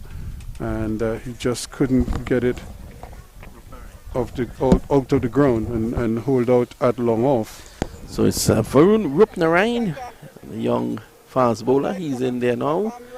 Naparima College under some pressure. They will want to at least end by playing out the last 4 deliveries, but I think they would have made a great recovery from what transpired early on. And we tend to say that over and over this season about Naparima College, they've made a great recovery. And they're going to get a couple of runs here if they hurry. He's gone for 1. He's going back for the second. Why was Ramjatan standing there? He was actually, because he's turning blindly. That's the thing. And when I say turning blindly, his back was where the ball was going.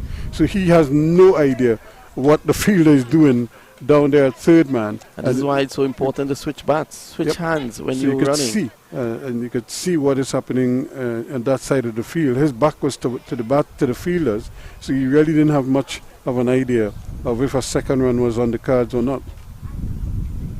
Jalim has bowled really well. I'm surprised though that he didn't bowl out. This is pulled away. Another 2 runs. They should get another comfortable 2 runs here. Valuable runs for Naparima College. It seems to be a no ball as well. It is. The height. Yeah, no ball for height. By Steve Nanlal signaling there. It's 180 now for 9. And there's a stifled appeal, not out, says the umpire. You can see Jalim there, not really appealing, just putting his hands up as to say. Because he knew that I was going to miss leg stump here. Yeah, I've given up at this point. 180 for 9. So I think Naparima College will be happy with the response after the early problems. And there's appeal for a stumping. There's no signal from the umpire, so I guess not out is the outcome of that one. Umpire Singh. Well, he did shake his head vigorously, Ruskin. Probably you were looking in the direction of the pot, and I smell that curry and jeera that you see why it's about. such a distraction, you know? Yes. It throws off your concentration. 1 delivery to go in the innings, and it's going to be bowled by Jalim. Here he is, he bowls, and outside the...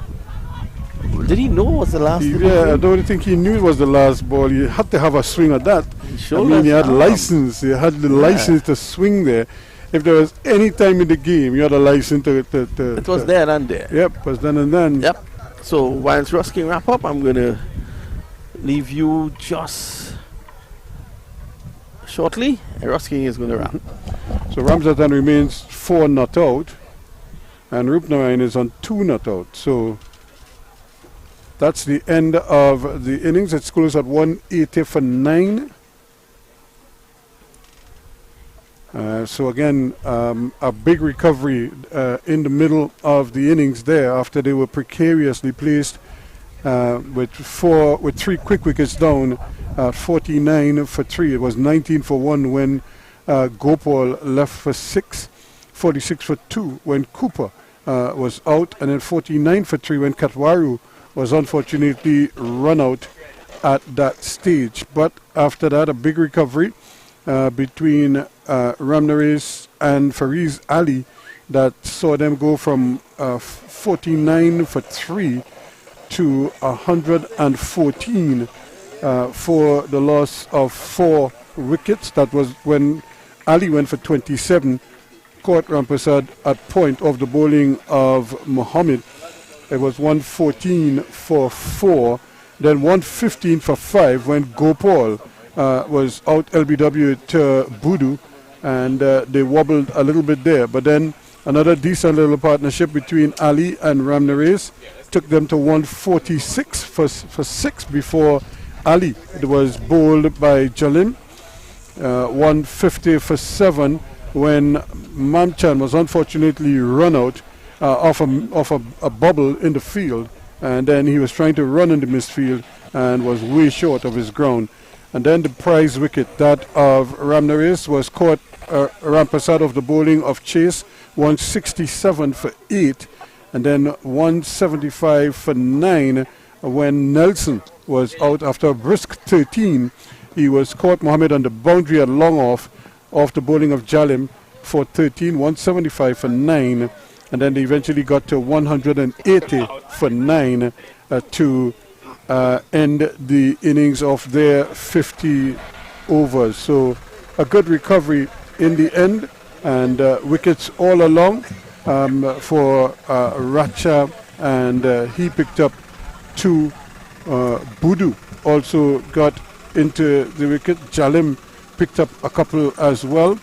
So they shared the wickets around. The spinners for a long period struggled until eventually they were able to get them on the wicket. So 180 for 9 is how the innings ended, and so that's where they.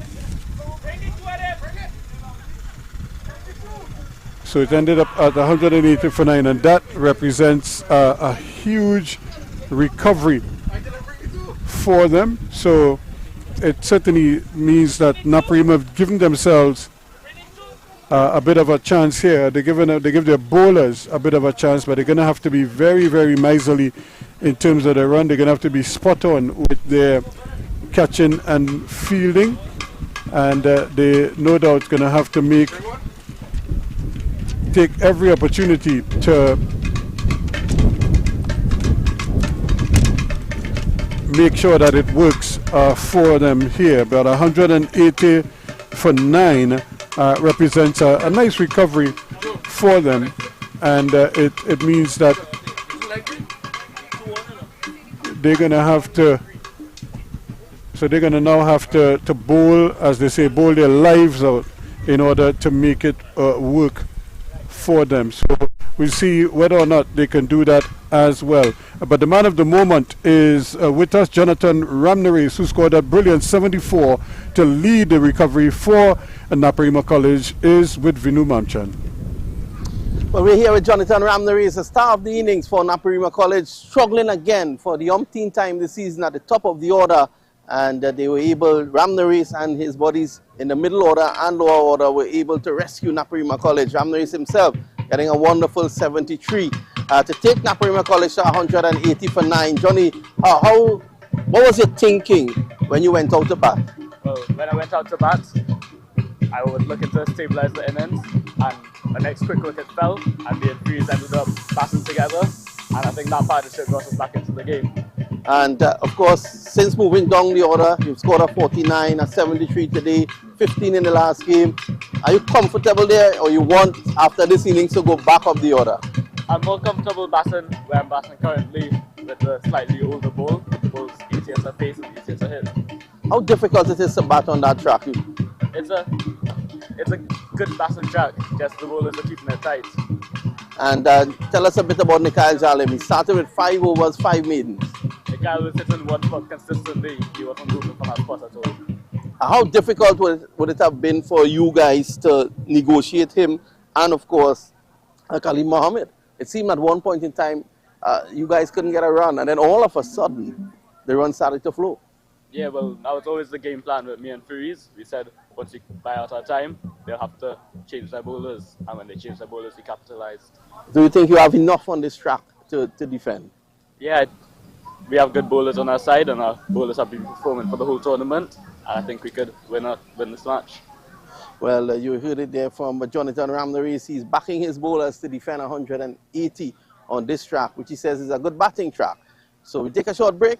During the lunch break, there's a face-off between Naparima College Rhythm Section and I think the Presentation College rhythm section. So stay tuned, enjoy it. We'll be back shortly with the cricket action.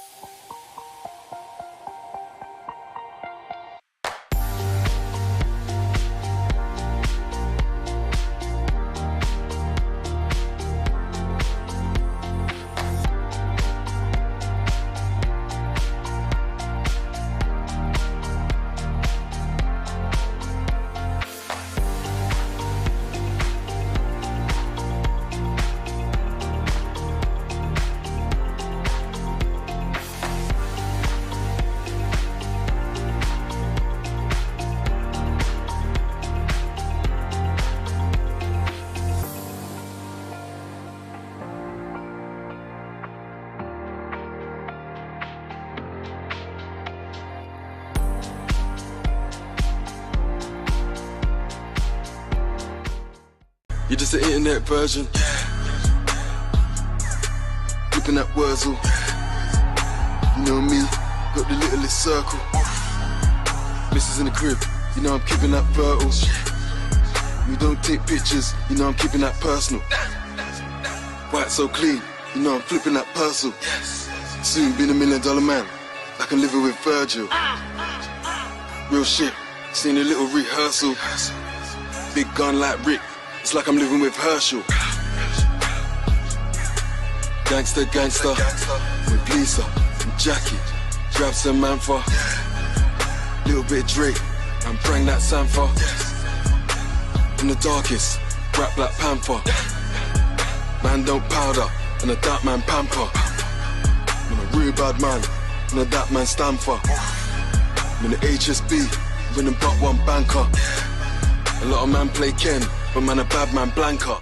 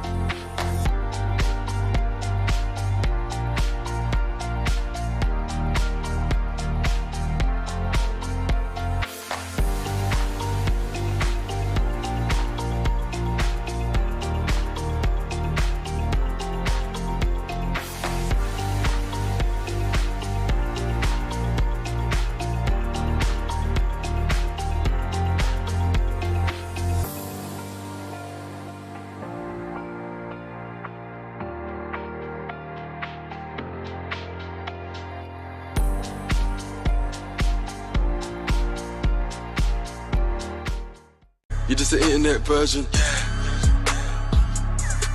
Flipping that Wurzel. You know me, got the littlest circle. Missus in the crib, you know I'm keeping that fertile.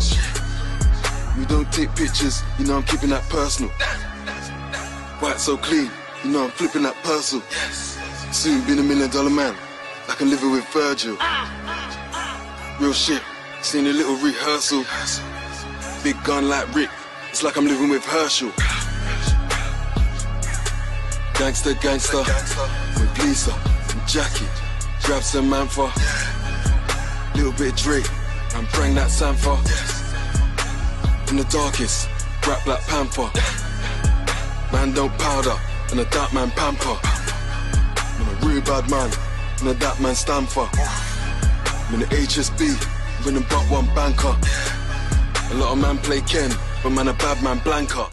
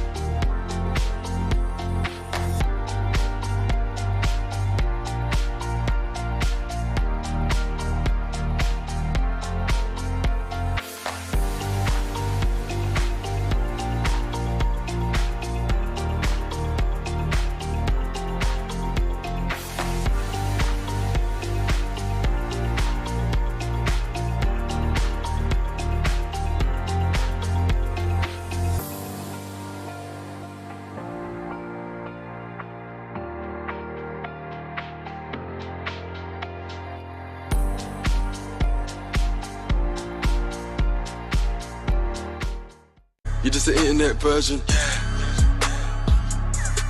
Flipping that Wurzel. You know me, got the littlest circle. Missus in the crib, you know I'm keeping that purple.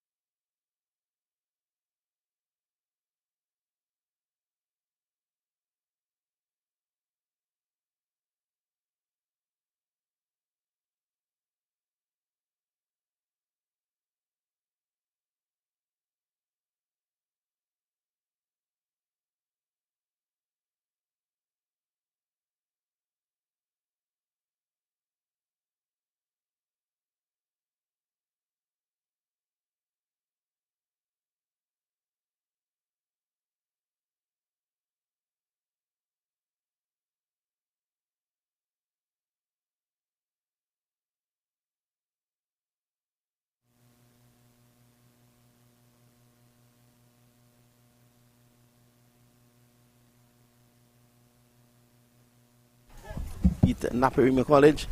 And it's going to be Faris Ali, the captain of Naparima, to take up the attack from the southern end. He's bowling to Kaleem Mohammed.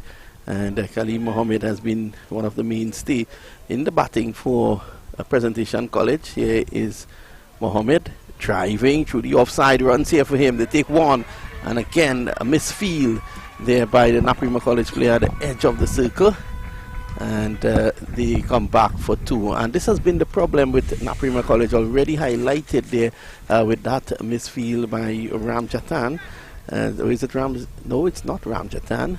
It seems to be Arun Rupnarain. And they've given away two, so they have to be on top of their fielding here. The captain would not be happy with that effort in after the first delivery. As I say, good afternoon to Ruskin Mark. Well, again, when you're defending 190, every run is important. Whipped away. That's into the boundary for four. Mohammed is a dangerous customer. He plays one way and one way only. He goes after the bowling. So what Ali will have to do here is to just focus on a better line. Those first two deliveries leaking 6 runs. And again, the value of good fielding because Mohammed would have been at the non-strikers end. Had that ball been fielded properly the previous ball. Well, it is, and it's a good shot, but you can't afford to bowl on the legs, as you said, to a batsman that is so freewheeling, because he is going to go for his shots and he's going to try to punish you as much as possible. And again, we see the bowl without the fine leg, so he has no margin for error on his legs at all. This time it's signal wide outside the off stump. Kaleem Mohammed has scored 188 runs in the 5 matches so far at an average of 47, says our statistician Ronnie Bikram Das. He scored a half century. And Riyad Mohammed at the other end, 279. He's the leading run scorer in secondary schools cricket at an average of 69.75, 102 half centuries. So you can see when we spoke of a presentation being top heavy, that is where it comes from. The figures are there to show that this opening pair has been the best opening pair in secondary schools with the bat. And Ali, who is bowling now, and Mamchan has been the best opening pair with the ball. So it's a good battle here. So far, Press winning the battle in this first over. It's now 9 without loss. Well, they certainly signaled their intention here. They're not going to muck around and not go after this total. In fact, they look like they want to get it in as quick a time as possible. But I still feel that the bowlers, once the bowlers can maybe pin them back a little bit, force them to try to keep up the tempo that they're off to here, and that could land them in some problems. Well, I think Ali will be more comfortable bowling to the left-handed Riyad Mohammed. As I said before, Riyad has 279 runs. Here's Ali. Good delivery, good line, pushing it across the left-hander. And Ali's figures this season, 5 matches, he has taken 8 wickets at an average of 10.5. Very impressive indeed. 6 for 14 being his best. And he has won 5 wicket haul. An econ rate of 2.61. And he has bowled a total of 32.1 overs. His pace bowling partner Mamchan on the other end. His 5 matches, he has taken 10 wickets at 11.7 at an econ of 3.05. So you can see there is value to both the batting and bowling team. Again, they think for a moment of a single, and almost it's such danger zone, square the wicket on either side, where there's always that indecision and whose call it is, and that creates a problem for most batsmen, but more so for young batsmen who haven't sorted out yet what the call is and who is to make that call. But that is always a difficult area to judge a single, square on the onside or square on the offside. So, good start here by Press so far. Here is Ali. It is down the leg side, and looking to hit this out of the ground was Mohammed. Signal wide by umpire Singh. Umpire Singh has done a good job today. Pretty solid umpire. Ali is looking at him as if to suggest it probably touched or brushed something on the way through. Let's have another look at that. I think it started wide, and even though the batsman went after it and might have been close to it, I think the umpire, I was surprised the umpire took a long while before he even signaled a wide. Yeah, because I think that the same thing you were saying, the umpire was probably contemplating that. We'll see it after this delivery. Here is Ali. It's a full pitch delivery. Mohammed would be upset that he couldn't lay bat onto that. He rehearses the proper shot. So here it is. And I think Ali's claim is that it was in line with the middle and leg. But I suppose the appeal initially was for a caught behind, and once he didn't get that, then it was always going to be the umpire to make a decision in terms of whether the ball was wide or not. And it might have just, I think the movement took it down the leg side, so that might have swayed the umpire in the end. Well, this is Mamchan is going to take up the attack now from the northern end. Normally, he bowls the ball away from the right-handers, and there's a stiff window that will be taking it in the opposite direction. So there could be, that could create some problems as well for the batsman. Khalid Mohammed, I can hear his mother, Savitri Mohammed, making a lot of noise as is usual, supporting the cricket. And at the moment, we are going to see Mamchan. He has taken 10 wickets so far in the secondary schools 2023. And he, of course, being a national youth player as well. So wait to see what he will bring to the table. Here he is, running away from us. To Khalid Mohammed. Outside the off-stop, he's driving through the covers for 4. Again, the poor fielding there at the cover. And at Naparima College, they need to really... Well, Mamchan is immediately calling on the captain to switch the fielder. Well, he wants the protection square on the offside, so he wants the man at the boundary on the offside, it looks like. He would know a lot about Mohammed. Yep, and he wants a square leg on the boundary. So he's bringing the fine leg up into the circle, which is always a dangerous proposition, you know, in under these circumstances, because you're not giving yourself much of a chance. He's putting pressure on himself here to maintain that line, off-stump, outside the off-stump. Well, Khalid Mohammed likes to go cow corner early in his innings. As I say, these guys play a lot of cricket together. This is why Rahul Ali has been pushed to cow corner immediately. So he has a long on and a man on the boundary at point. Here's Mamchan again. Outside the off stump. So you can hear the mother of Khalid.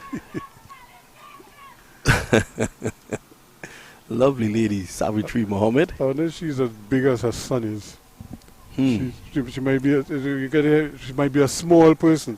That makes a lot of noise. That makes a lot of noise. You know.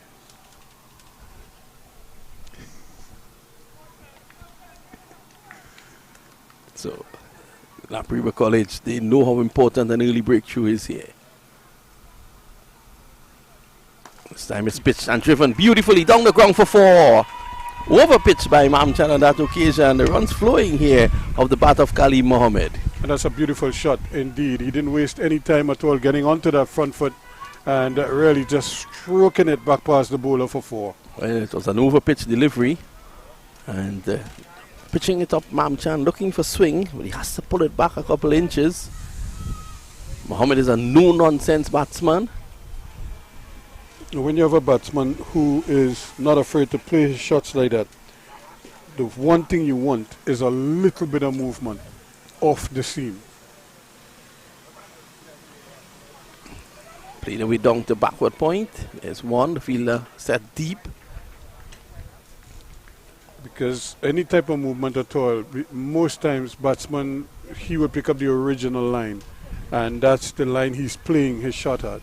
So what you need is any kind of deviation off the wicket, in or out, and you're in the money, so to speak. But sometimes that may require a little bit of pace off, just to give the ball enough time to do something. Let's have a look at the field. 2 slips. There is a shortish cover. I'm not sure what that field is, because there are 2 men standing almost next to each other. Now they're making a little go. As almost as if they didn't remember that there's a left-hander that is coming in to strike. I think that is what happened. Well, it's a pack offside field, so he's going to try to keep that ball outside the off stump. Here he is now into Mohammed, and that's a good delivery just outside the off stump. Nice stride by Mohammed, getting back onto ball. And that's one of the big differences you're seeing with this pair.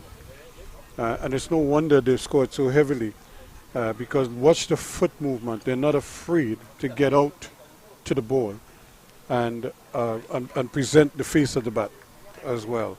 Of course, they go about it different approaches. One is vicious with his stroke play in the sense that he wants to bludgeon the ball, and the other one tends to kind of caress the ball, or is a little more patient. This time a bit straighter, Mohammed. Crosses stumps, plays it to mid-on. So you can see Mamchan just pulling it back a few inches there. And he will be trying to work these guys out. It's the end of the over, the end of 2. It's 18 without loss. A good start by Presentation College. A very good start by them, and they no doubt know what they're about in terms of these two. They're under no pressure. They obviously would like to post a good total before being separated, if at all. But the main thing for them is to just try to bat, keep the scoreboard ticking over. It's a left-hand, right-hand combination that always presents its own challenges to bowlers. And once they can do that, I think they may feel that they're getting the job done for their team.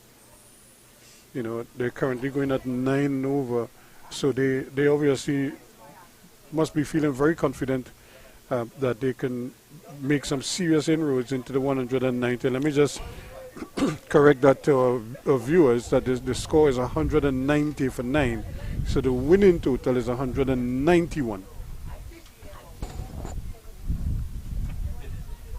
Well, Mohammed, the way Mohammed plays, you always think you're in the game with him. Right. Because he goes for his shots. Kind of like Verinder Sewag. Yes. He's not afraid to put back the ball. The former trying to be on the 15 opener, Mohammed. He's driving down to third man, and a poor bit of fielding there by Mamchan, not taking into consideration the backspin. It goes for 4. Well, it's just not happening for Naparima College here at the moment. Look at that. He was again reaching at that ball outside the off stump. It peeled off the outside edge, went down to third man. There is a third man in place. Unfortunately for Mamchan, he didn't read the spin too much, and the ball just kind of deviated. And again, because it's such a harsh surface, it's a hard surface. Once the ball hits the surface, it will turn. It will bounce and turn. And I think both of them did him in there, because he got around to it, and when he was putting down the barrier, the ball took a different line and just eluded his grasp. We can't afford to give away runs right now. It's tough at the moment, as it is. Going for the short ball again there. Mohammed too high, and the signal wide. That's a tennis ball bounce. Almost bounced the second time before getting to the keeper.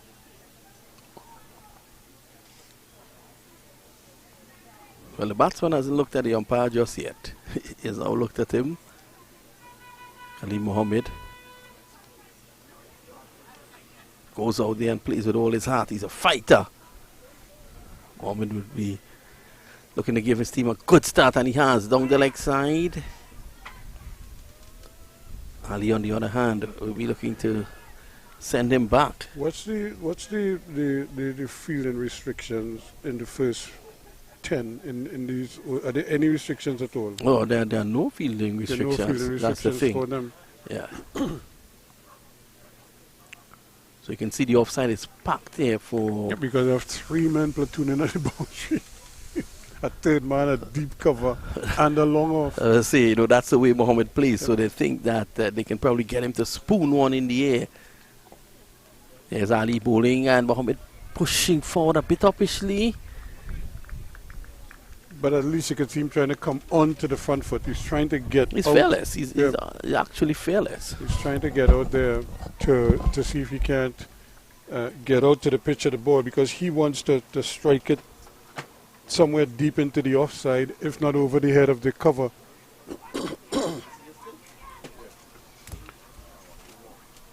So it's going to be a top pass. Here's Ali once more. And again, a little adjustment. This is going to be a chase here for Mamchan. Can he get around to it? He does well. He does very well indeed. And that's and they're going to run. They're going to go back for the third run, and they're going to get it too. But that's good cricket all around. It's a good shot. Mamchan might have just hurt his shoulder tumbling over for that one. And that's always the danger in the outfield, especially on a hard outfield like this one. Every time you hit the ground, something hurts. Well, he'll have to go and bowl now. I think it's not the end of the over. So left-hander comes on strike now. And that's the thing. He's holding his shoulder. He has to look at his knee because he went down hard on the knee. And so his whole right side must be hurting right now. Well, if I were a fast bowler, I was not going down there. I can tell you that. Here is Ali. Mohammed drives, coming onto the front foot again. That's good fielding, and unfortunately, it's also good running because at the moment he played it, he was on the move. You look at Mohammed, and as the innings progress, I know Khalid Mohammed has shot off in a hurry with 23 of 11. But pay close attention to Riyad Mohammed here, Ruskin. He's technically a very sound player. 279 runs, and playing for South Zone last Thursday at the National Cricket Centre, he got 59. He top scored for South Zone in that victory. Whipped away again by Mohammed. Runs here, and that is going to go for 4. Yeah, I don't know. At some point in time, they're going to have to realize that they're going to have to prevent these boundaries. And a third man, a fine leg, is almost essential in the general scheme of things here, because that's too easy for the batsman. He's just getting across his stumps and helping it to the onside, because he knows that there's nobody down there to cut that off. And he has, he's fancy his chances of getting a boundary almost every time. Already, after 3 overs, it's 31 without loss. Tremendous start here by Presentation College. And the only thing they can do now is to try to get a breakthrough. I'd like to say good afternoon to Mr. Dennis Latif, a former Pres man. So anyway, I thought he was coming for the drumology that you had just now. Well, he missed that. He missed that. I think, but the drums are still here. He might still get a little something, or he might try his hand at it. You never know. Well, Latif just skipped away from the secondary schools prize giving, which just ended. As the secondary schools football league prize giving, which just ended at Naparima College. And I was told that he delivered a stirring address. And we will look back at that pretty soon. So Mamchan continuing, and he continues to favor his shoulder here. Yep. He took a tumble in making that save. He saved a run, but he's paying the price for it now. I don't think a run is worth your shoulder. But I suppose it's the effort. He had to put in the effort. Failing that, the other thing that fast bowlers do, they use their boot to try to bring back the ball, and they put their ankles at risk too. Well, he has moved the third man down to long leg.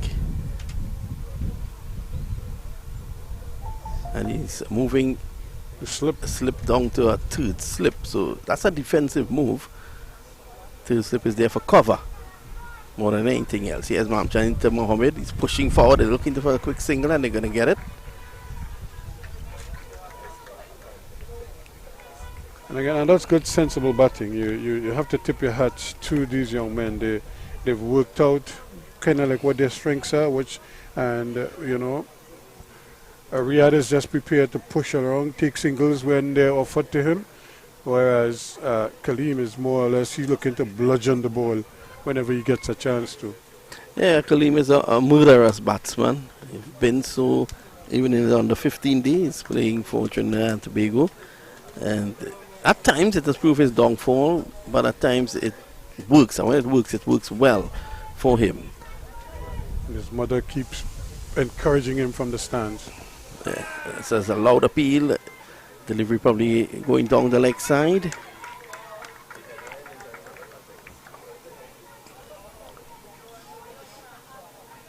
He was shaping the plate on the onside, a suggestion that it might have just nipped back at him.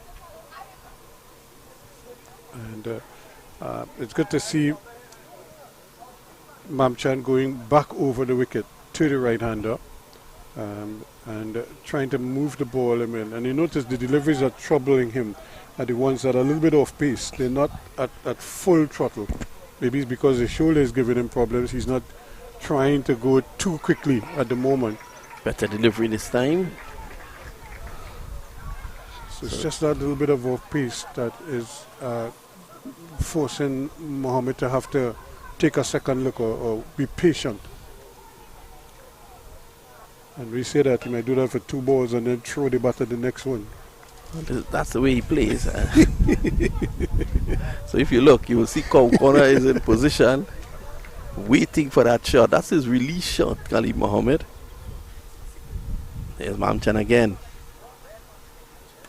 And it's in the air. But this is what they were playing for. This is the shot that he normally plays. And they moved the fielder. Then they moved the fielder from mid-wicket.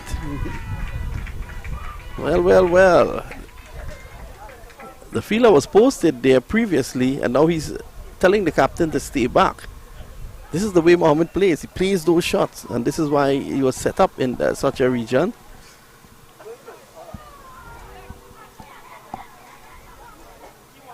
Now by plugging that gap, if he's going to bowl on that line, well, he had the fine leg in position, but he's taking him back and putting him down to third man. I would have kept the fine leg, especially if I'm going to bowl where I'm giving him a chance to make that shot again, because if he gets the inside of the bat at all. Yeah, he is now, he bowls and getting across down to square leg. There's a chance for a run out, but again, misfield. Mohammed going down the track. He had enough time to turn and get back because again, the fielder at square leg just not picking up the ball cleanly.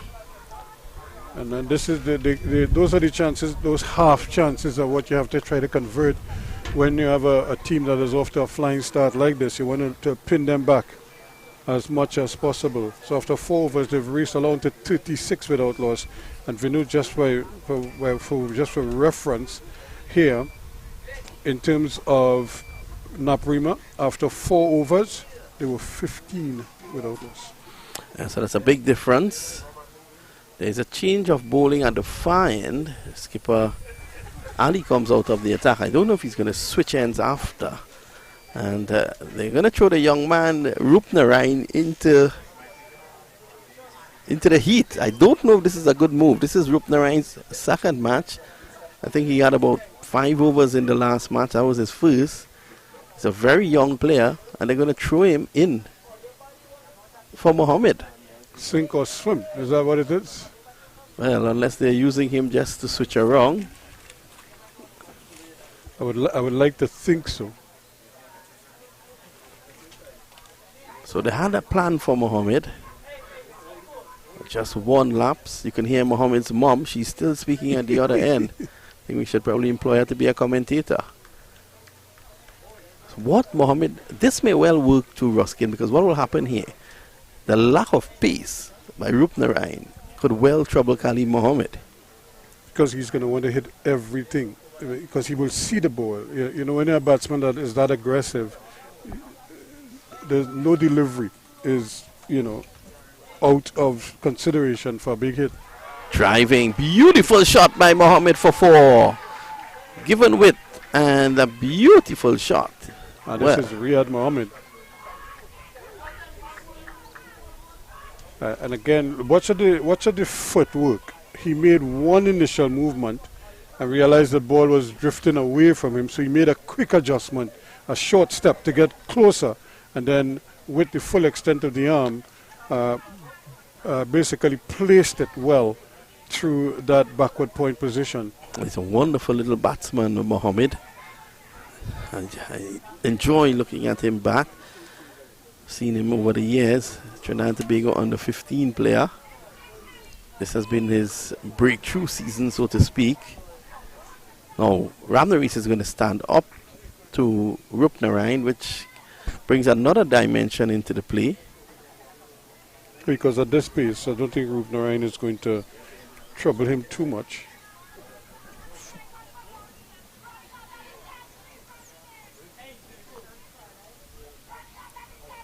Well, wide signal now. It's a little too far outside. Well, Kaleem Mohammed's father, Councillor Mohammed, sharing soft drinks for the commentary team. Is it that he wants us to speak about his son? In a sweet manner. Mohammed again driving.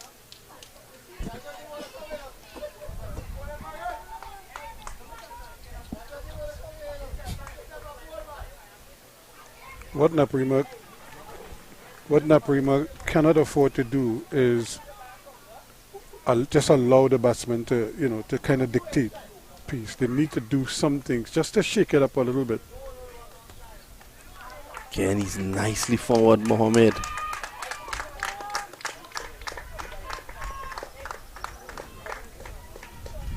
And it just seems as if Kaleem wants to get on strike because he just seems to be that type of batsman that just doesn't want to be out of the strike for too long. And he just wants to get down here so he could get a dip at Rupnarain. So it's good feeling there by skipper Ali. So not bad. Rupnarain gets the 4 runs in the over so far. As a result of a pretty good shot as well. Yep.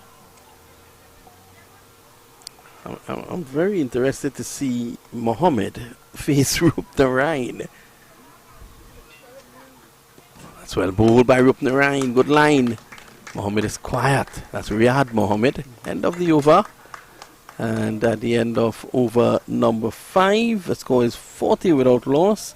And there'll be a double change in the commentary position with Ronnie Bikram Das and Keshav Bahadur Singh as Ruskin and I take a break.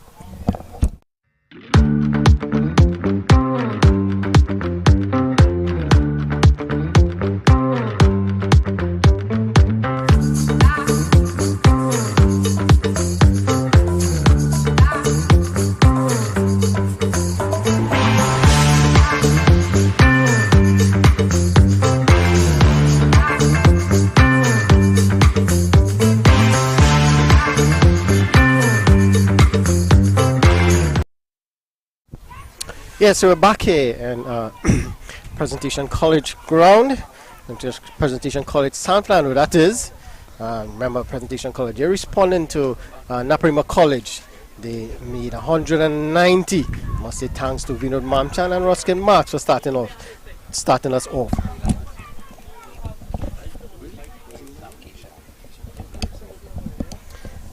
So I'm joined here with Keshav Bahadur Singh.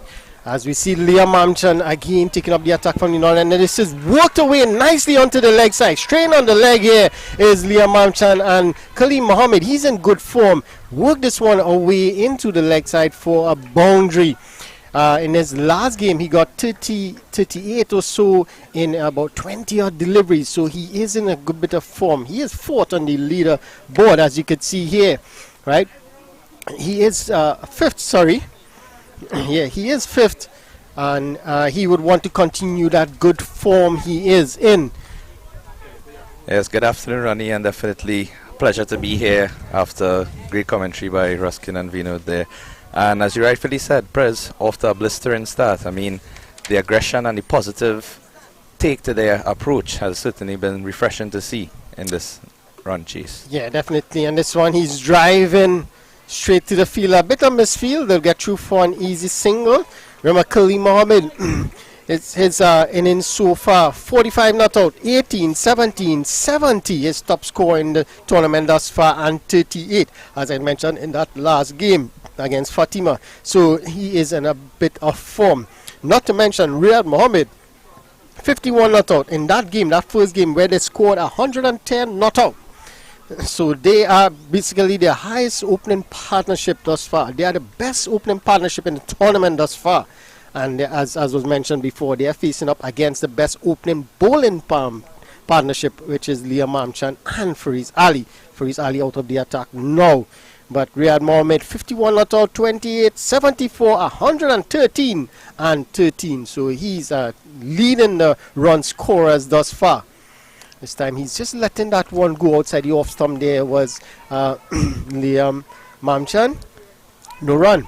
Yes, I think both batsmen have certainly shown their capabilities. I mean, from all of the statistics you just noted, it certainly has been a great season for them thus far, and they have taken that into this match because they seem very confident and there doesn't seem to be any hesitancy in their batting, their stroke play, leading to leave only good balls, taking advantage of the balls that might be a bit over-pitched or balls that might be a bit short. And we've seen some excellent shots, some good cover drives, straight drives, and textbook shots from good young cricketers. Yeah. It's about the shot selection. This one is driven down the ground. This is good piece of running here. That's Nelson. Nelson did well to get around and stop that one. But this is good running. We see that a few times well in this short inning thus far. Running between the wicket to this pair. They have a good understanding of each other. We saw in the Naps inning a lot of indecision in their running. It caused them a couple of runouts. They had opportunities for a few more.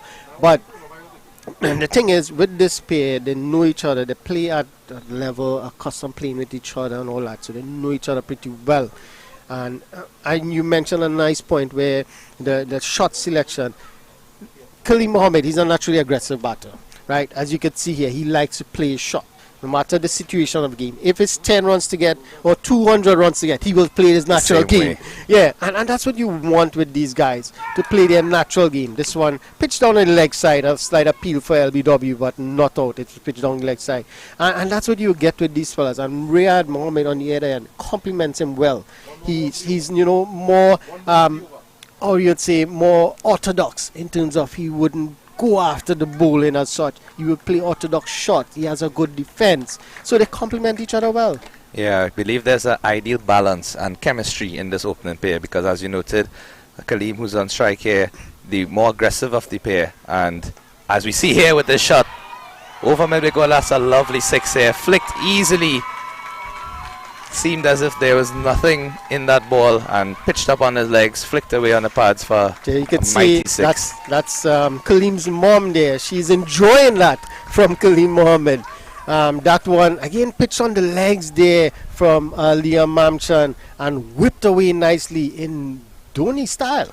Yeah, it was very reminiscent of that, of course. And I mean, I believe the line and length needs to be a bit better from the Naparima attack. I know when you're opening the bowling and the batsmen are taking to you, especially with a run rate of in excess of 6 and a target that essentially, let's say, 4 runs over to achieve, it's a bit difficult for them to get back into that groove. And we know once they get a breakthrough, I believe everything should be easier from here on out. Well, and as you mentioned breakthrough, that's a telling point because thus far in the tournament, Liam Mamchan and Fariz Ali have been picking wickets consistently for Naparima College. And at this point, 6 overs gone and they haven't picked up a wicket. And Fariz Ali is out of the attack as well. So this is a telling point here for Presentation College Shoguners. They have seen of that opening pair that has been so dangerous throughout the tournament. So now they would feel that it is going to get a lot easier for them. But yet you cannot relax. You have to take each bowler serious because the moment you relax as a batter, you're going to let the bowlers be in control and you're going to get out. Of course, and this will be a great test in this middle period here to see how the batsmen approach this new change in bowling. There appears to be the off-spinner from Naparima College coming into the attack, and we know that young Cooper as well with his left-arm orthodox has been very good for Naparima over the season, so they'll be relying on him to come into the attack and hopefully sway the match into Naparima's favour. Yeah, well, that's the thing about it is that Naparima, the bowlers, remember they have lost Kyle Ramdo, which is one of their major bowlers, and batsman so far, as well, we saw it in the first innings. Correct. And the 2 opening bowlers who have been so successful for them hasn't been successful here. So Presentation College have won that battle. That little mini battle there, they have won that battle where they have seen all of the 2 opening bowlers which have been so successful for Naparima College. But now is a challenge what Naparima College are going to do. They are bowler short. They're going to have to make up to 2 bowlers now. Yes. So Cooper going to be very important, but when are they going to bowl him? Are they going to hold him back to the middle order? Or are they going to introduce him early to pick wickets? So Ramjatan, I believe, this is young Ramjatan. He picked up 4 wickets in one match, I believe in their 3rd match or so.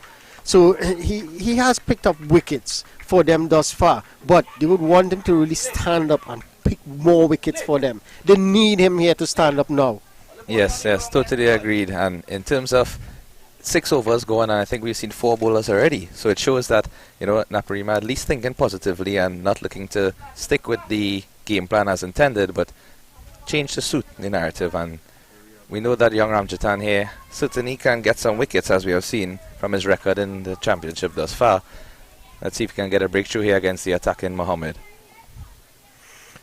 Well, he would need to get a breakthrough here. They need to break this partnership. It's already 50. That's 52 without loss, and we're only into the 7th over. Khalid Mohammed racing along, 37 from 20, and that's what you'll get with him. And it makes it a lot easy for Riyad Mohammed on the other end. He could take his time and get into an inning. That's the advantage of having a partnership like this. This time he goes again, agricultural, and he gets it to that square leg fielder. And I think that's where the chemistry of this opening pair is so important, because the fact that they have such a positive run rate at this point in time, there's no need to play any lap shots. If they get a couple dot balls, if the bowler finds his line and length, they can totally respect him and still go about their game, because at the end of the day the target is not that big and they are after a flyer. So once they maintain their style thus far, presentation will be in good stride. Yeah, definitely. I agree with that all the way. So it's Ramjatan. So field it's sort of spread field here. We have backward point, a short cover. I have a deep square, extra cover, mid on, mid off, a deep square as well, deep mid wicket, sorry, a short third, a short fine leg, sorry. So let's see. He has protection, so he's generally going to turn the ball away from the left-hander. Yes, and we've seen some good judgment there by the batsman, leaving that one smartly, just looking at the ball off the pitch. Prez having the home advantage here, playing in this venue for a few games, would certainly know how the pitch is playing, and we are seeing their confidence here as he plays this one to short cover, no run, and a tidy start there by Ramjatan, 2 runs in that over, and looking to reduce the run rate here as Prez are still being watchful and at the same time continuing to score at a good rate. Yeah, and this is new ground for Naparima College. As we said before, the Pacers have been picking the most of the wickets. The Pacers have picked up 18 wickets thus far in the tournament for them. The spinners haven't been all that, apart from Cooper. But Cooper, I think, picked up 7 wickets or so. But apart from him, it's just Ramdu picked up 4.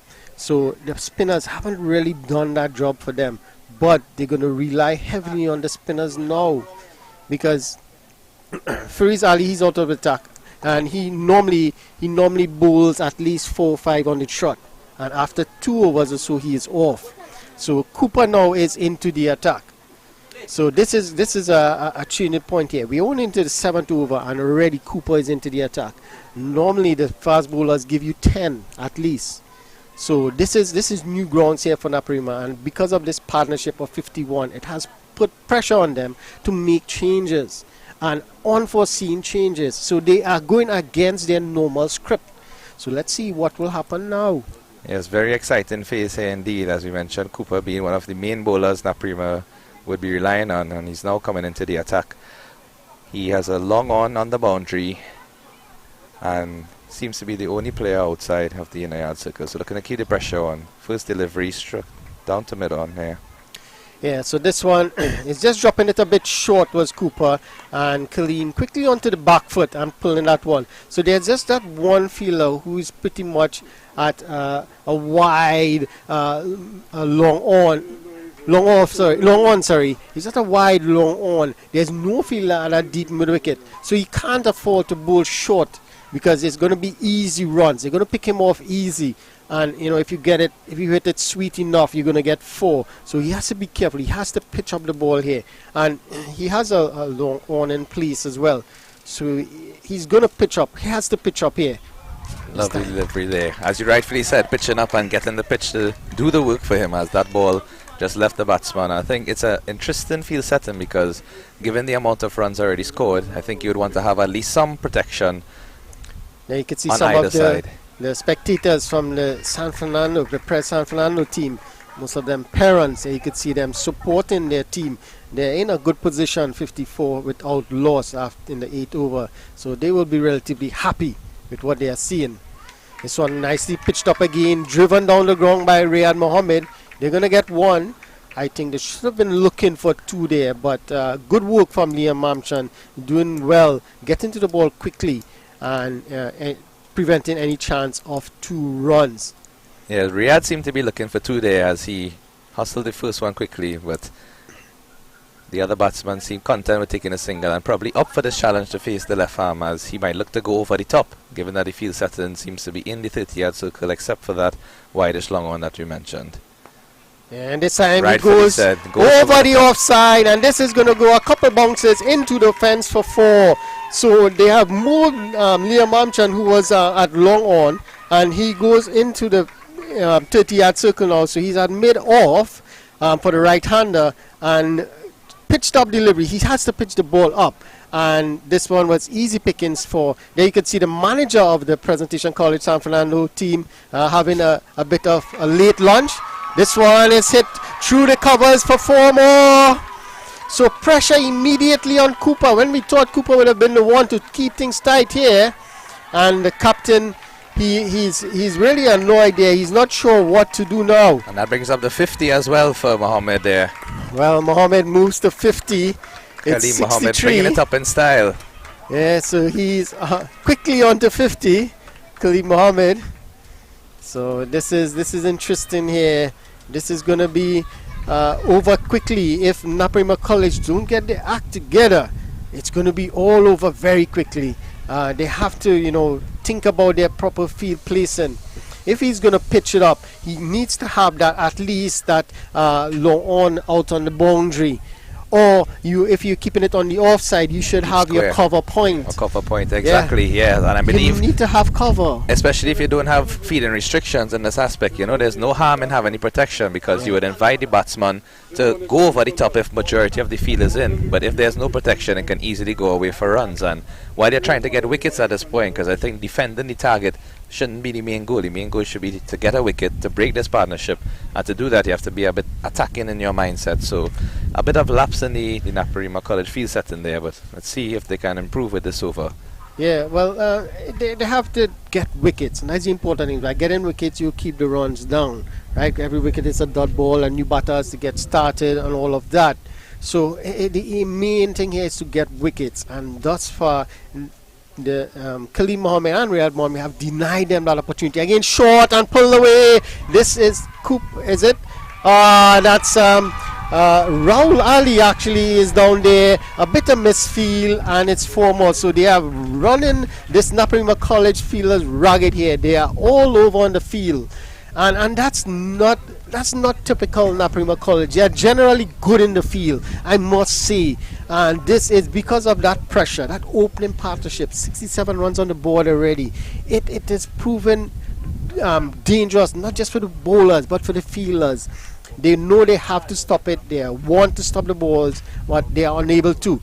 This time it's a better length from Ramjatan, bringing Riyad Mohammed forward, and he pushes that one back to the bowler. So it's a good comeback here from Zachary Ramjatan. But again, poor fielding is really hurting Naparima College here. A number of misfields we saw in this early exchanges. Yes, agreed. I believe the confidence of the players in Naparima College, even since the first innings when they were batting, seems to have been a bit low. As you rightfully noted earlier, the fact that Presentation College, as we just saw, took a quick single, basically with the ball going straight to the fielder, but the understanding between the pairs so good that they were able to capitalize on that. In Naparima's innings, I believe there were about 5 or 6 overs, maidens consecutive, and while I know it was a pressure point, I believe, as Ruskin was saying earlier as well, it was critical then to turn some of those dots into singles and to turn the pressure back onto Presentation, because you could have easily scored about 30 to 40 more runs. Yeah, but on this one is hiked away. This is going to go all the way over the mid-wicket for a huge maximum. Khalid Mohammed is on the charge here. He's not allowing the bowlers to settle, and they are bowling into his arc. So you pitch it up, he's going to go with the slug sweep. You bowl short, he's going to pull you away, and he's marching on here. It's 74 without loss now. Khalil Mohammed is really taking this game away from Naparima College. They need to break this partnership here. And especially when the batsman has seen the ball so well, having just crossed his 50 and showing his aggressive nature, pitching the ball up to him right in his arc, as you said, definitely isn't the best idea. But I believe he needs to pull back the length a little bit and see if he can try to get him the sky one to fall within the rope. But his strength has certainly been taking the lead thus far. He is a strong young man, and when he hits them, he generally hits them very hard. And this time, a bit of finesse here, just on the off stump, just coming back and cutting it into the offside, picking up an easy single. So smart batting after a huge 6, just take an easy single, rotate the strike. So the score moves on now. After 9 overs, it's 75 without loss. Presentation College, San Fernando ramping away here. They are literally racing to this total of 190.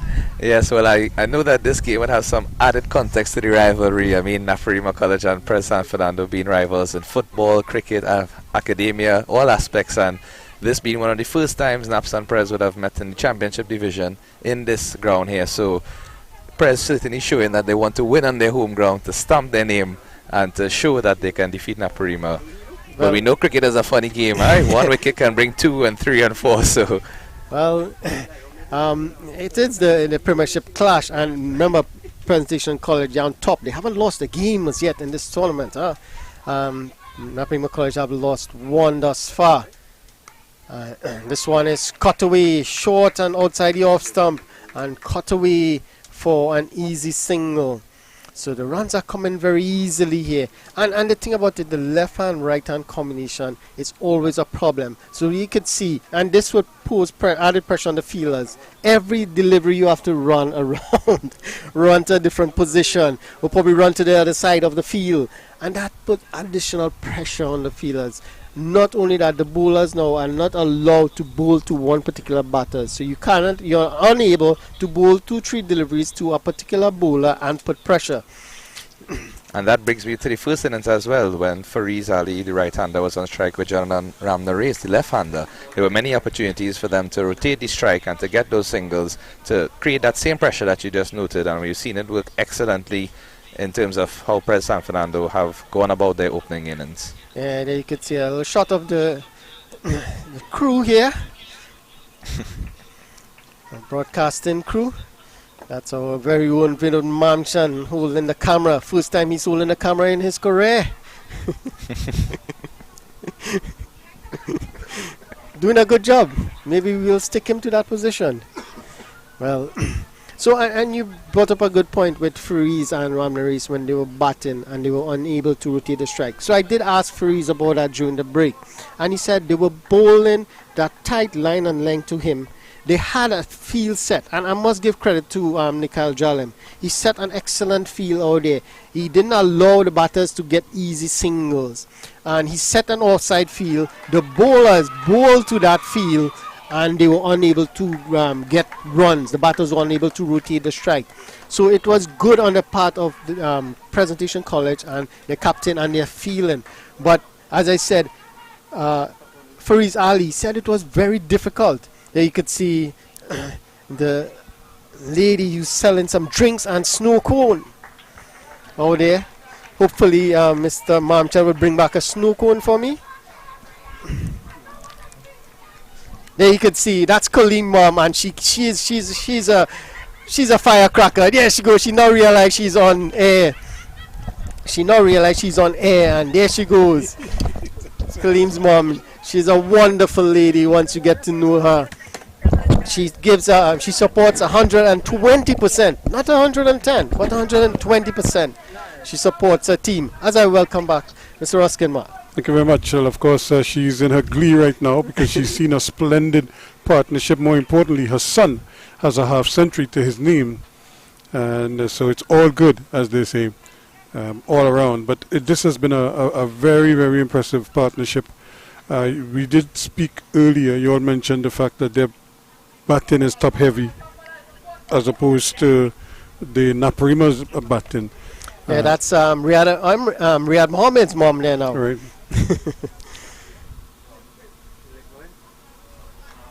And they have reason to be happy, because this has been, when you look around and you see the different schools play, this approach has been one of the most positive in terms of, but it's not reckless, This one kept very low, and he may still get a boundary as a result. So it's all going their way here for Presentation College San Fernando. You could see the supporters, most of them are parents supporting their kids, and that's wonderful to see. Parents coming out and supporting their kids who are doing really well out there. Riyad Mohammed gets a boundary there. This one, as you mentioned, kept a bit low, but he got enough bat on it to pick up a boundary. Kept his eyes on it all the way, which is so important. And what is also important is the fact that in between the good balls, they're still able to score quickly. Yeah, and that's what we see. We mentioned that in the previous over when Khalil Mohammed hit the 6. He was able to just rotate the strike. There you can see Tariq Mohammed. He's a former captain of Presentation College San Fernando. He plays with Clark Road, I believe, now. And as we talk about Clark Road, they just welcome back Nicholas Puran back into the fold. And that's where he started as a young man. Yep. And he was at Queen's Park in recent years, but now he's decided to head back to Pinal to give back to that community and the team. Yeah, well, we see a lot of the senior players are going to the lower divisions, I would say. I shouldn't say lower divisions, but community teams to give back. The likes of, you see, that's the groundsman, Roger, former Central Zone coach, under 15 coach. This one's a short delivery, looking to pull that one there. Definitely missed out. Definitely missed out there.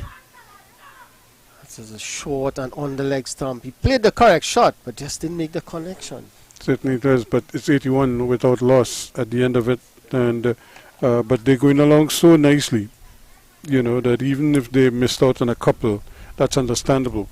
We could be critical that you should have put that away, but the bottom line is they've put so many others away, and without taking too many risks. That's probably what is most impressive about this performance. Yeah, that's Adi Ramsaran.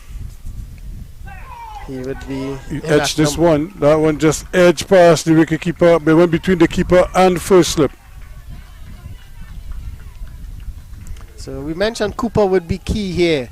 And he did pick up the edge, but they were unable to take it. It found the gap. So even the edges are finding the gaps here. But the thing about it is that they are very positive in what they're doing, and I think it's paying off for them. Shot again and punched away into the offside for another easy single. And again, they rotate in the strike whenever they can. If not, and they're going hard at the ball to try to get the boundary, to access the boundaries. And but failing that, they're able to place the ball nicely to get singles. And as you mentioned earlier, because the fielding has been indifferent at times, they're able to capitalize on that. Pick up ones, pick up a couple on a misfield or what have you. And the scoreboard has been taken over quite nicely. 84 without loss. I like how you put it, feeling has been indifferent. I think it was poor.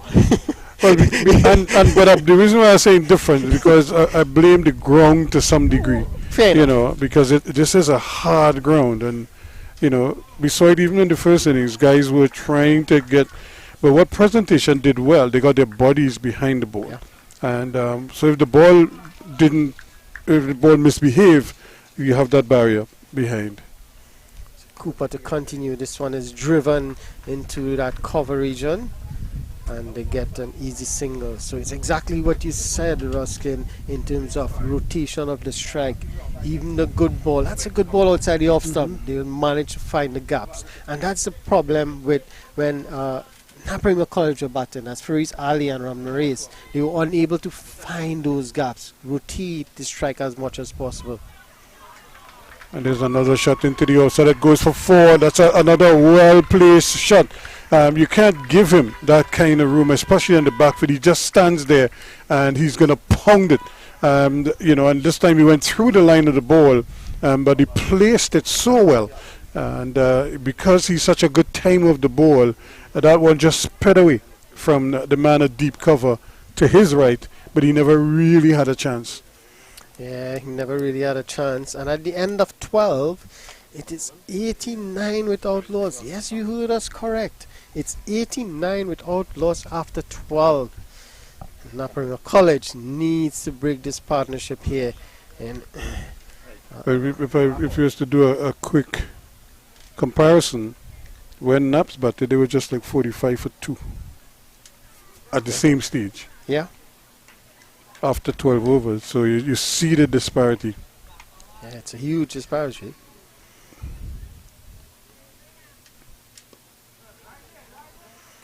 And what I also like about this pair, especially Riyadh, is his foot movement.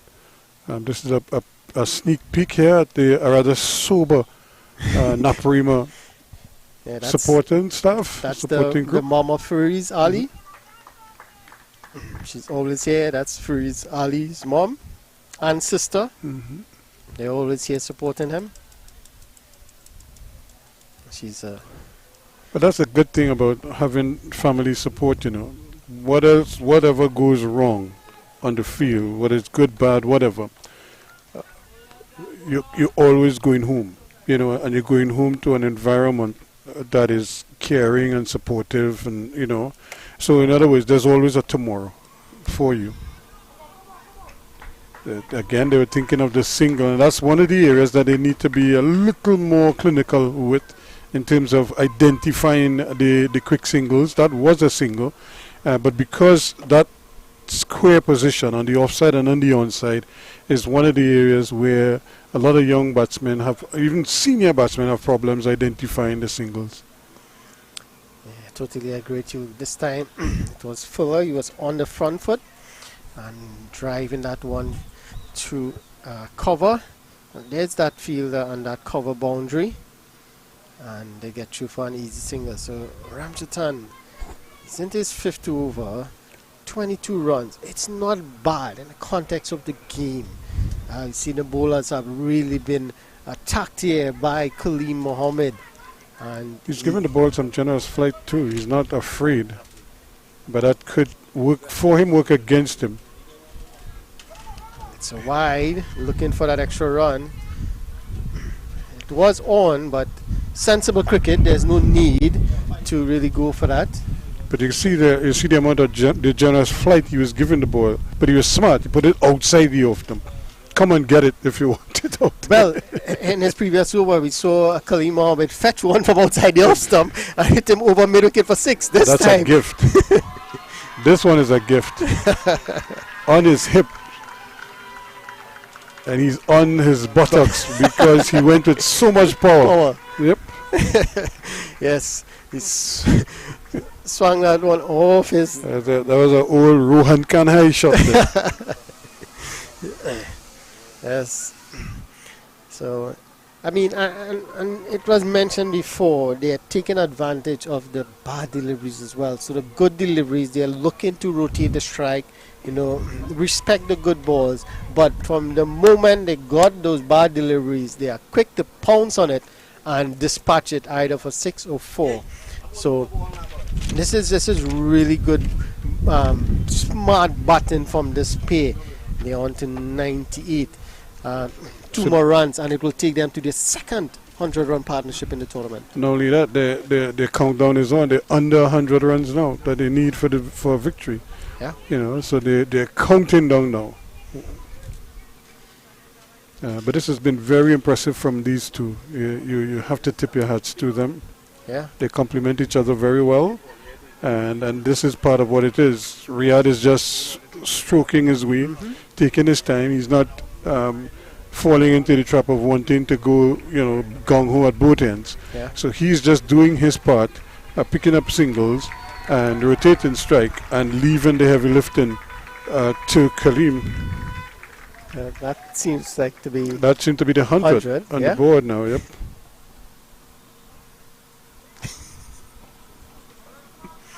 Well done to our scorer and producer, Mr. Michael Rupwa.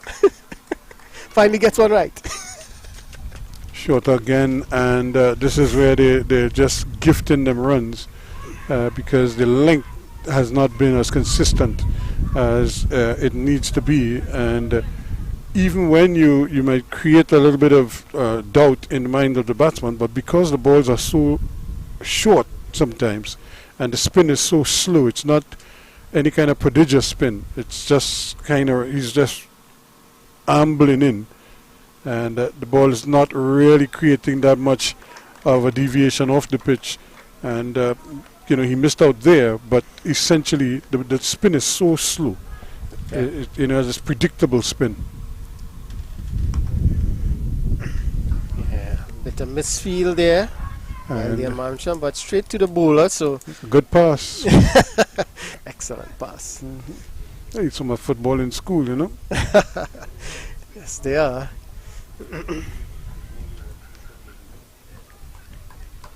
But again, you could see Cooper trying to mix up his deliveries. Now he's trying to change and mix them up in terms of the pace at which he's bowling them. He bowled a quick one, he bowled a flat one, he gave one air. This is a quicker one, and that one is pulled away. And this is something you see from both batters here. They are quickly to pick on those short deliveries, and that wasn't too short. It was just short, but they're quick to get on the back foot and pull those short deliveries. So it seems like, is it going to be a drinks break? Yes. So it is going to be a drinks break. So we will take a break and be back in a few minutes.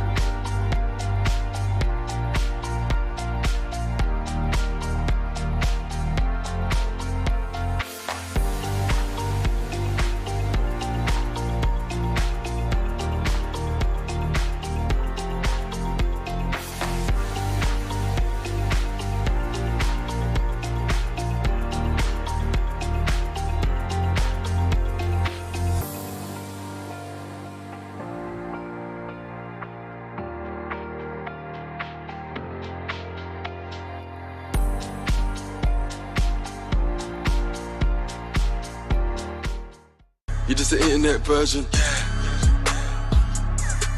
Flipping that Wurzel. You know me, got the littlest circle. Missus in the crib, you know I'm keeping that fertile. We don't take pictures, you know I'm keeping that personal. White so clean, you know I'm flipping that parcel. Soon being $1 million man, like I'm living with Virgil. Real shit, seen a little rehearsal. Big gun like Rick, it's like I'm living with Herschel.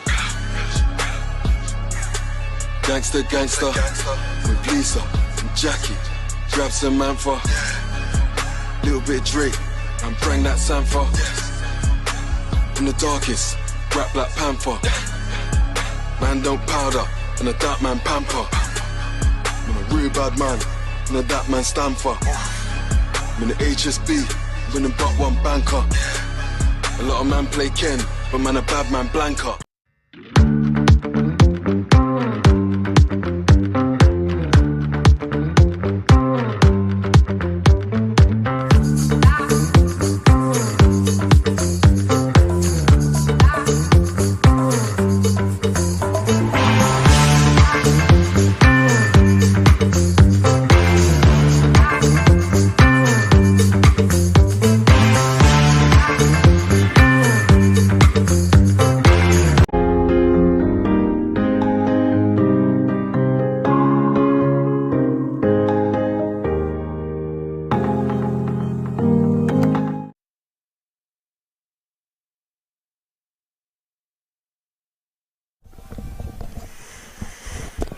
Yes, so we're back here at Presentation College Ground in Union Hall here in South Trinidad.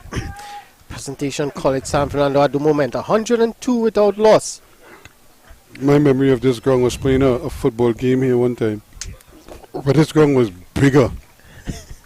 It seemed like it was forever. That was my first memory of the Union.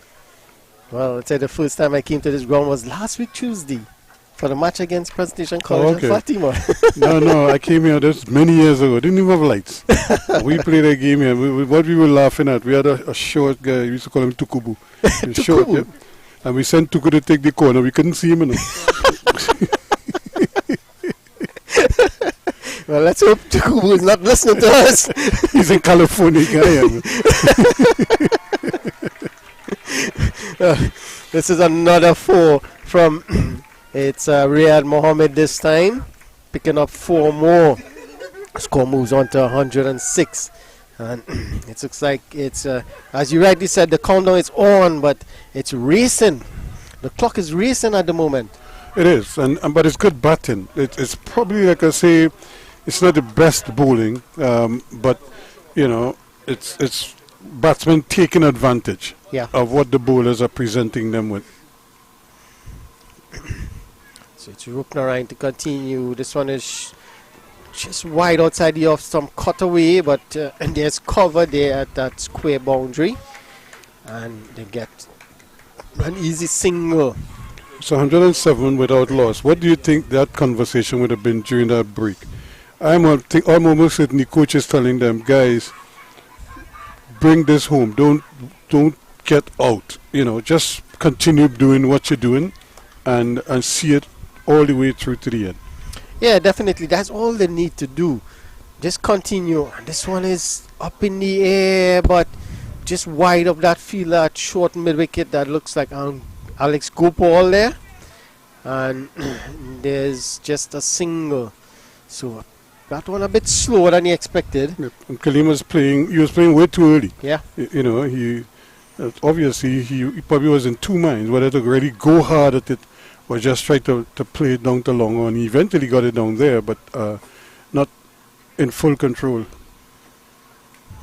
And this is good from the young man here, Rupnarayan. He's in, I believe, his second game. And he played last week. Yep. Yeah, and he's doing a decent job for his team here. They are short stacked in terms of bowling, and he's really relishing the opportunity that he gets. This one is worked away into the onside by Riyad Mohammed. He picks up another single. Again, rotation of the strike here, key for Presentation College San Fernando. Another fine over. It's 109 without loss at the end of 15 overs now. And that really suggests that they are well on their way. By comparison, it was 74 for 4 at same stage in the Naparima College innings. So it always makes for good comparison to see where one team is as opposed to the other. 74 for 4 as compared to 109 with us. As I welcome you back. Good afternoon, Ruskin. Certainly a pleasure to be here in your company. I must say, I grew up watching you commentate, and most of my sporting life has been hearing you commentate. So to be here next to you is certainly a blessing indeed. But great point, as you noted. I mean, the comparison at this stage of the innings here, Presentation showing their assertive nature in terms of this dominant score that they have at this point in time. More than 7 runs over, I believe, as Cooper comes back into the attack. And again, what I like, this is a nice ball driven down to long off. What I like about these two batsmen is the way they're prepared to use their feet. Although they're not chipping into the bowlers that much, but their movement across the crease, either back or they're going forward, and they're going out to meet the ball, and even to the faster bowlers. And to me, that is a hallmark that these are two young men who are well coached and who have a pretty good understanding of what needs to be done. Yes, that's an excellent point there, because I noticed you mentioned that in the first innings as well, where we saw some of the Naparima College batsmen were not using their feet as they should have, and many instances where I understand that the bowlers were bowling a tight line and length, as some of the Naparima College players stated, but if you move your feet, you change the angles, you make it difficult for the bowler to put the ball in the same spot at each point in time, then you can easily get singles, increase the score rate, and change the entire settings in terms of how the game can go. Yes, and once you get close to the ball, you could dictate, where you want to put it. As you see, look at how far out he is. He's right out to the pitch of the ball, using his legs very well to get out to the ball. And again, those are very, very good signs, not just for presentation, but for Trinidad and Tobago. Here he is now driving the ball all along the ground and picking up a comfortable single. I mean, on another day they could force a second, but they will get a second here because, again, the fielding is a little bit careless. But, you cannot afford to just give away runs. You're already under pressure, and you don't want to just gift the opponents, extra runs. Yeah, that's a bit of indiscipline in the field there, and you can see the lack of morale in the Naparima College team, as many of the players have their hands on their hips, their heads down, and I think they need to lift themselves, especially as young cricketers, I mean, it is a challenging game where the opposition has taken the lead, and it seems like it's very tough to come back, but at the same time, you have to motivate each other and keep those spirits uplifted to increase the intensity during the game. Here's a quick single now. So again, it's almost like they're rubbing salt in the wound here now. They're taking quick singles and rotating the strike as much as possible. So it is a bit of a daunting task for them, and but we'll see how they can respond. 16 completed. It's 114 without loss.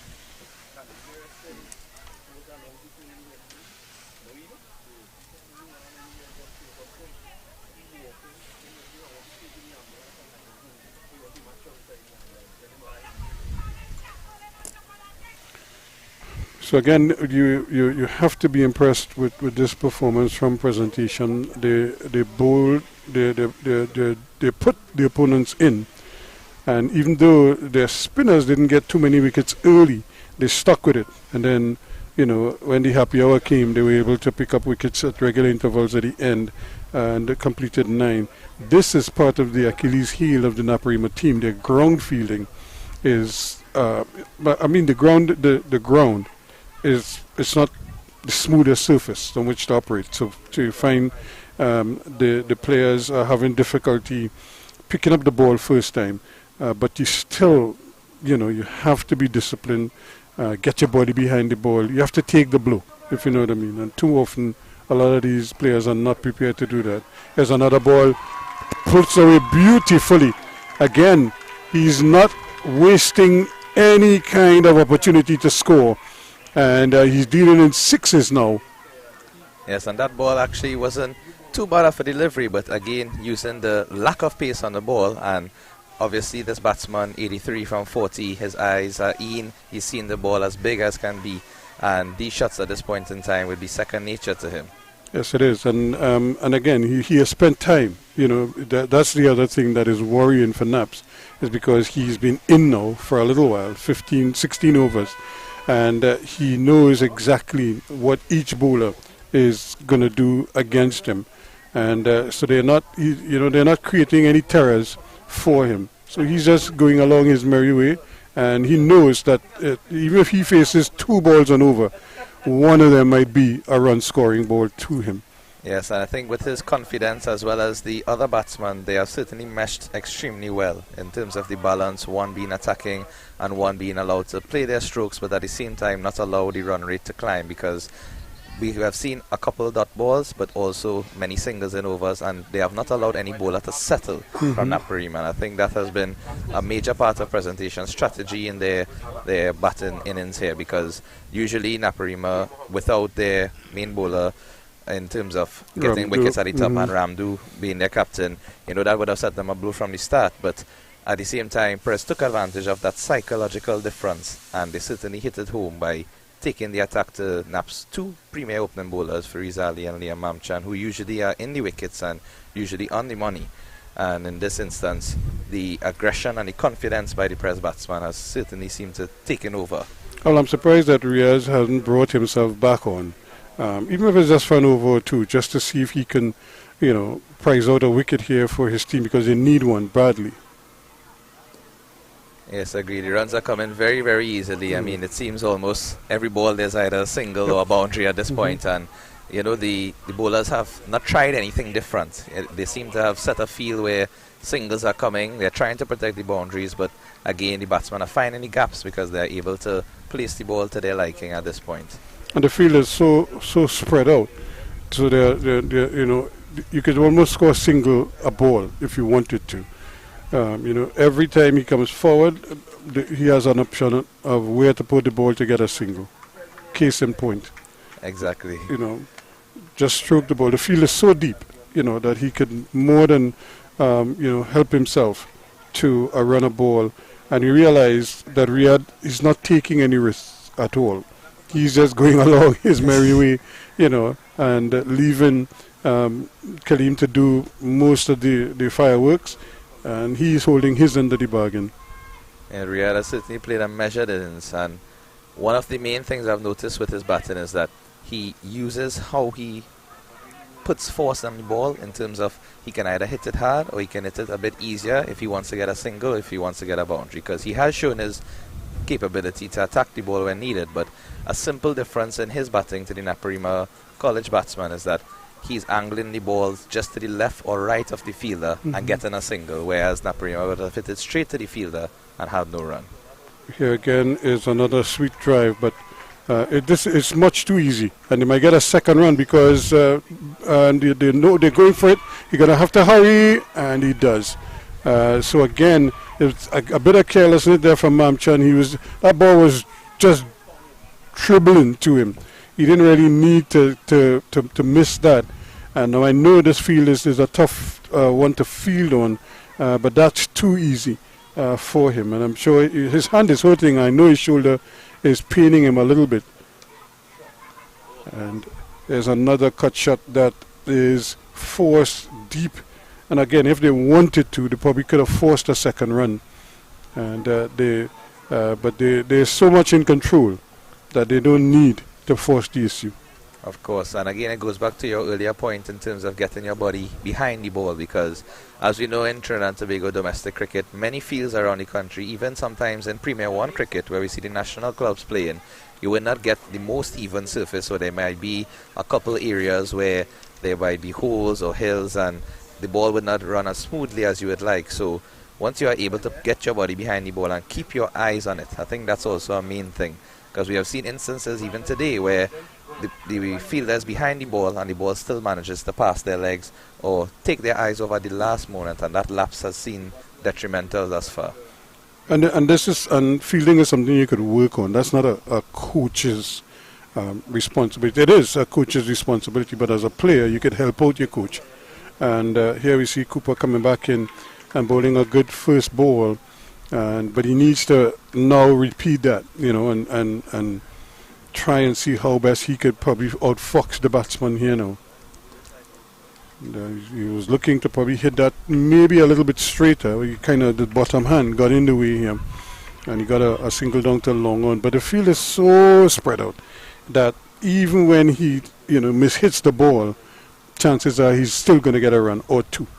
Agreed. I think when Cooper came on around the 6th or 7th over of the innings, the field was much more inside and only one player was outside, and that allowed Perez to go over the top and accelerate. I believe at that point he could have exercised a bit more discretion in terms of the field placing and try to get some wickets by using the batsman's aggression against him and getting him to sky one.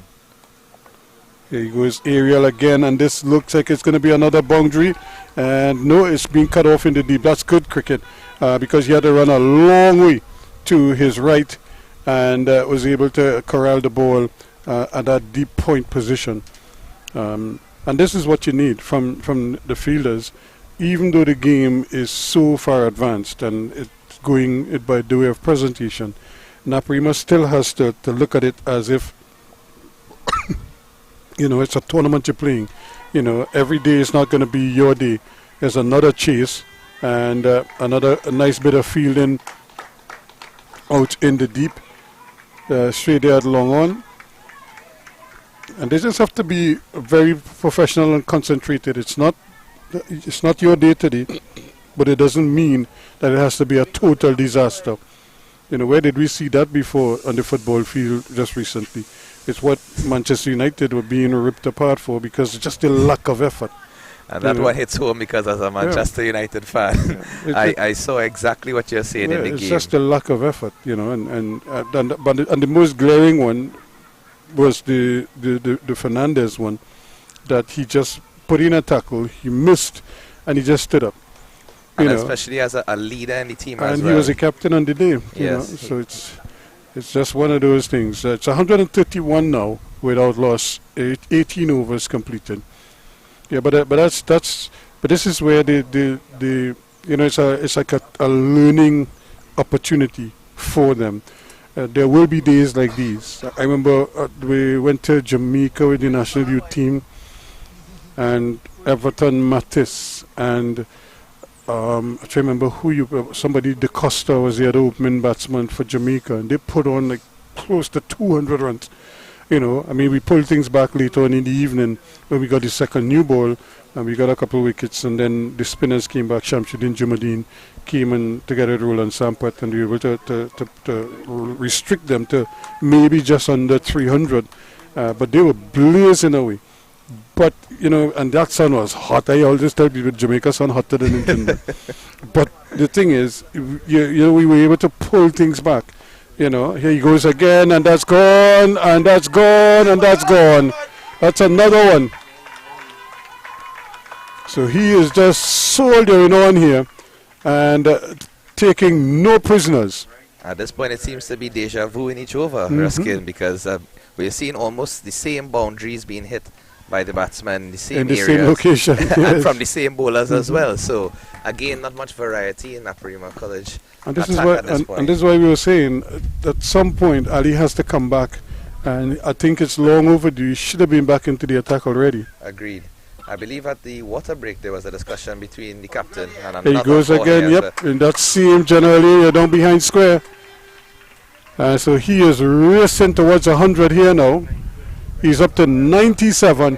97 from 46, almost a T20-like innings here in a 50-over game, and certainly has been a pleasure to watch this young batsman. Yep, and more importantly, look at the scoreboard. It's ticking over. It's 141 now, and you consider the target is 190, 191, so they're 50 runs away. And most importantly, 0 in the wicket column, with no pressure on the batting team at all.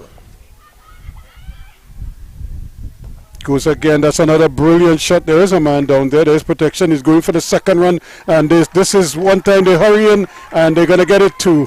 So again, it's like they just press the go button here now, and he is racing. He's on 99.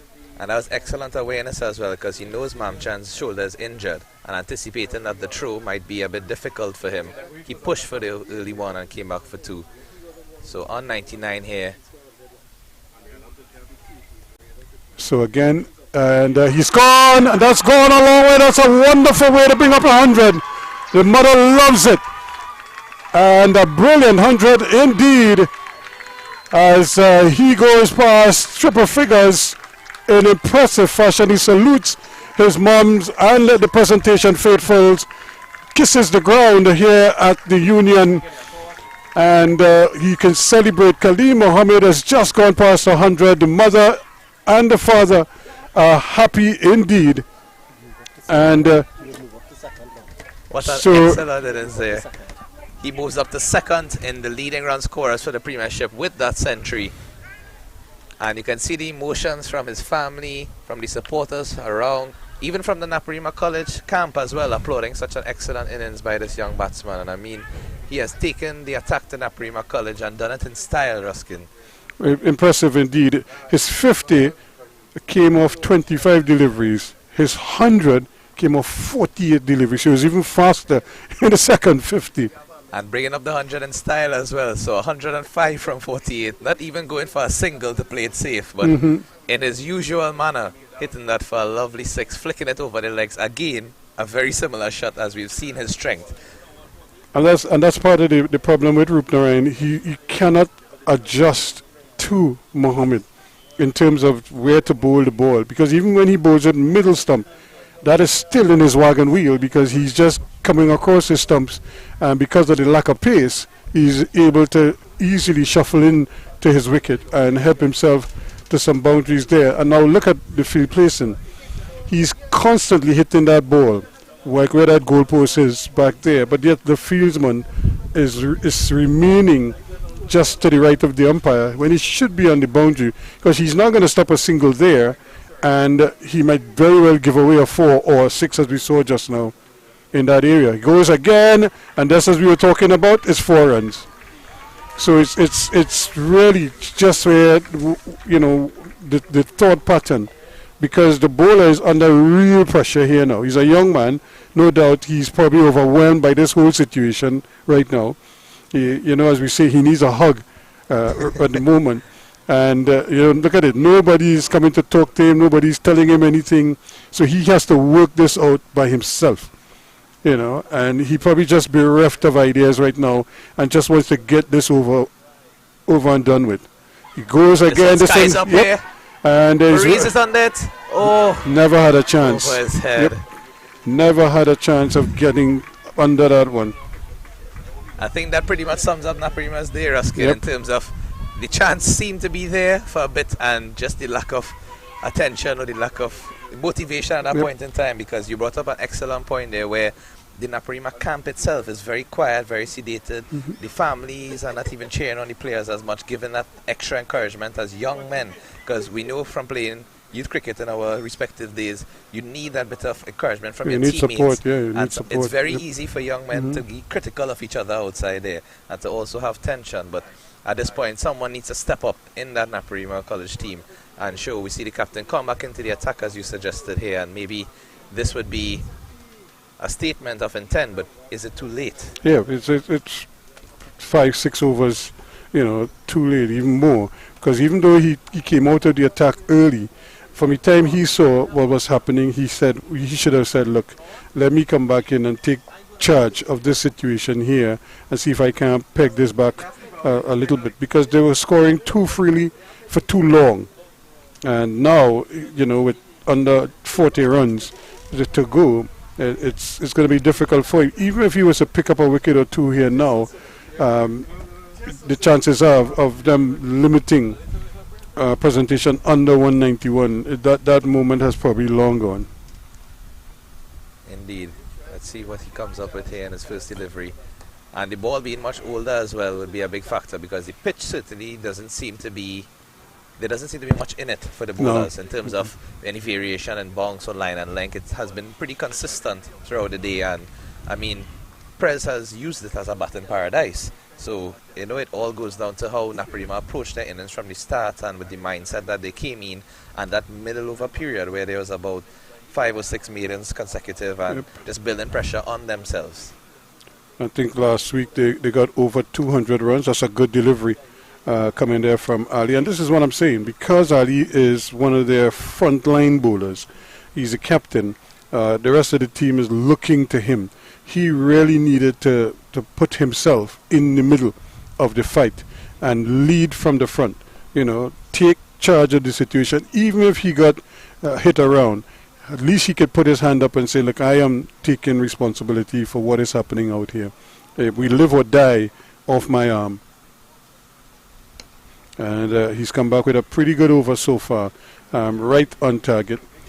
That's a great point, Rustin, because I believe, I know it's difficult for young men, but especially with the loss of Ramdu, who was the captain throughout the season, there certainly will be added pressure on Fariz in this game, and sometimes, you know, it's a make or break situation, and I believe he did well when he came in with the bat and showed that he wanted to stay there for the team, and again, trying to do his best with the ball, but sometimes these decisions are tough to make in that instance, so we can, you know, hope that he will only learn and grow from this and getting better. And that's not where you want to bowl without a fine leg. You're asking for trouble every time. And I've noticed a lot of teams do this. They do not have a fine leg, and they have seam bowlers bowling because these batsmen are so good at using the crease. You know, once you start leg stump, it's almost as if you're gifting them a run down to fine leg. That should be a single and nothing more. But it's 4 runs. And because the nearest fielder to that is the third man or the man at square leg.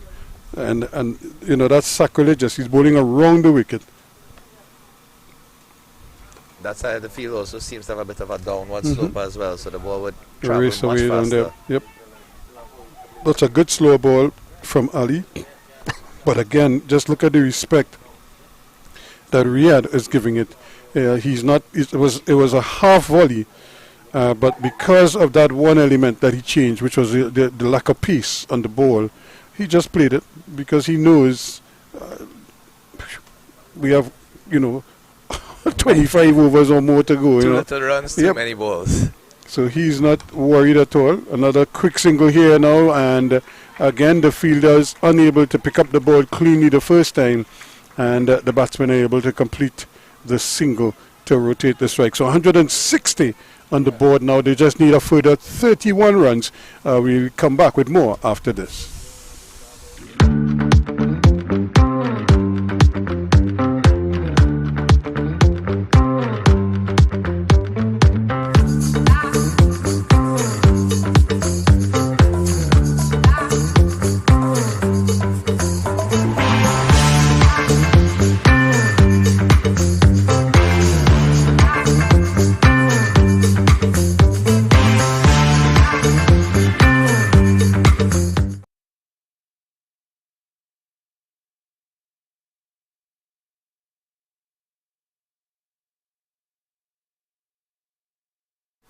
So 160 without loss, and Presentation College already looking to put the finishing touches on proceedings here as they look to maybe wrap up a huge win here. They already had, 91 points coming in. So this one looks like this will consolidate their position at the top of the table. Undefeated in the season so far, and I mean, that's an incredible feat. As I remember, a couple of seasons ago when Naparima College, I believe, was undefeated as well. And the tides have seemed to turn in San Fernando. So Mamchan is back. So the two quicks are coming back to see if they could stem the flow, and immediately driven into the deep position, and the batsmen are going to help themselves to 2 runs. So it's easy as we go, as they say, but you have to be impressed with these 2 batsmen with their respective strengths. We've seen the kind of calm, sort of composed, a little slower from Riyadh, and then we've seen the explosiveness at the other end from Kaleem. I think the maturity of both batsmen is certainly something to note as well, because to play such a cultured innings and to respect each other's attributes, as we see another quick single here. And that's a good return, but by that time the batsman was safely home, and that's Cooper coming in and making a nice return, field pick up and return, which suggests that had they been able to do a lot more of that, they might have been able to put pressure on the fielding team. But that's probably the first time we've seen a player attack the ball, field it cleanly first time, return it and hit the stumps in this entire innings. And look at it, it comes with 163 runs on the board. You know, they needed so much more of this earlier in the innings just to put pressure on them. And that says a lot, because as we see the 2 opening bowlers, the 2 premier bowlers from Naps come back into the attack, the entire morale of the team seems to be a bit better at this stage. Yep. Because these 2 garner respect among their peers. And this one is whipped away, and that's going again.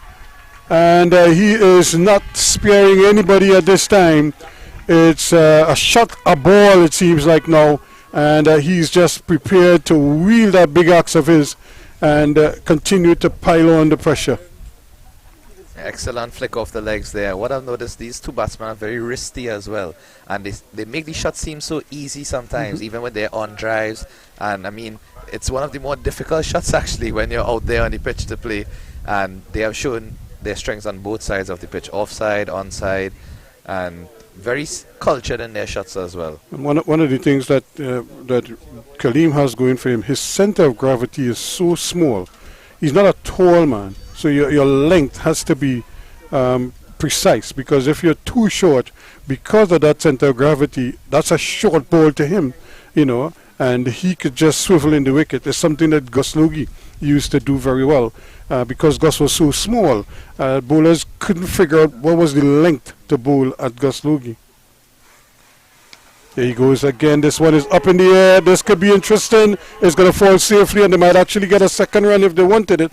But no, they decided against it. So it's going, everything is going presentation's way here. Even the skied balls can't go to hand. It really is reminiscent of how the entire day has gone for Naparima. I mean, it's unfortunate to say at this point in time the game seems all but lost.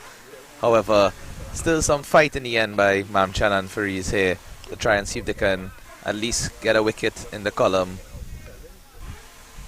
Yeah, because these two needed to bowl their 10 overs. You follow what I'm saying? Agreed. That would have been the thinking. You know, let us die, you know, die on your sword, if you know what I mean. That's well bowled, but they're going to get a quick single anyhow. So, again, good understanding, good communication, and because now he is pushing towards his 50. And that's kind of like a little subtle change you're seeing here now. He's not prepared to just block the ball. Watch at it. He's prepared to try to score off every ball in the over. And that says a lot, especially with the run rate that they currently have and the amount of overs still in hand. The fact that they are pushing through and he wants to get to his 50. He's probably worried that the other batsman might score all the runs before he reaches there. So I think he's trying to ensure he gets to 50. Well, I'm out here too, you know. He mightn't get to 100, but he can still get to 50. There he goes, hammering this one into the extra cover region, knocked down there by Ali. And no run. But again, that's good fielding because that was hit like a bullet. And he had to get everything behind it, knocked it down, and prevented the single. And Ali to come back into the attack here with Riyad Mohammed on 48 or 49, I believe. And it'll be interesting to see how he approaches this over as well.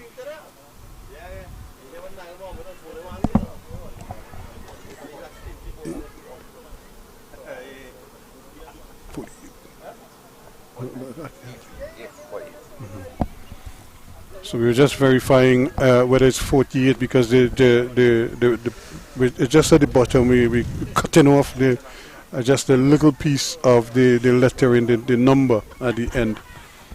But that's because of the names. The names are so K. Mohammed, Mohammed. You know. That's why they're going to go for the quick single and they're going to get it too because the fielders are kind of like on their heels. But you have to recognize that that's exactly how Riyad is playing. He's really playing for his 50 here now. And he's just going to take it with singles. So you have to at least be anticipating that he's just going to push and run as he has shown in the last 2 overs or so. But for some reason, the fielders are just not in tune with that thinking.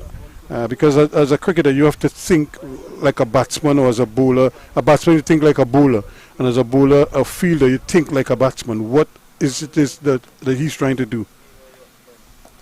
Just sip your caught and bowled, and he is out. Finally a breakthrough here for Naparima College. Fariz Ali with a lovely caught and bowl. That one just seemed to hold up in the pitch a little bit as Khalil Mohammed goes for a well-played 116 runs of 54 deliveries.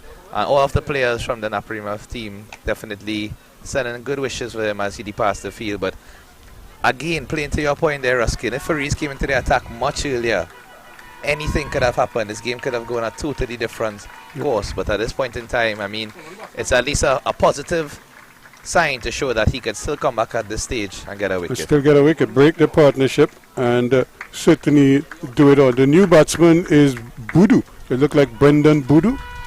Yep.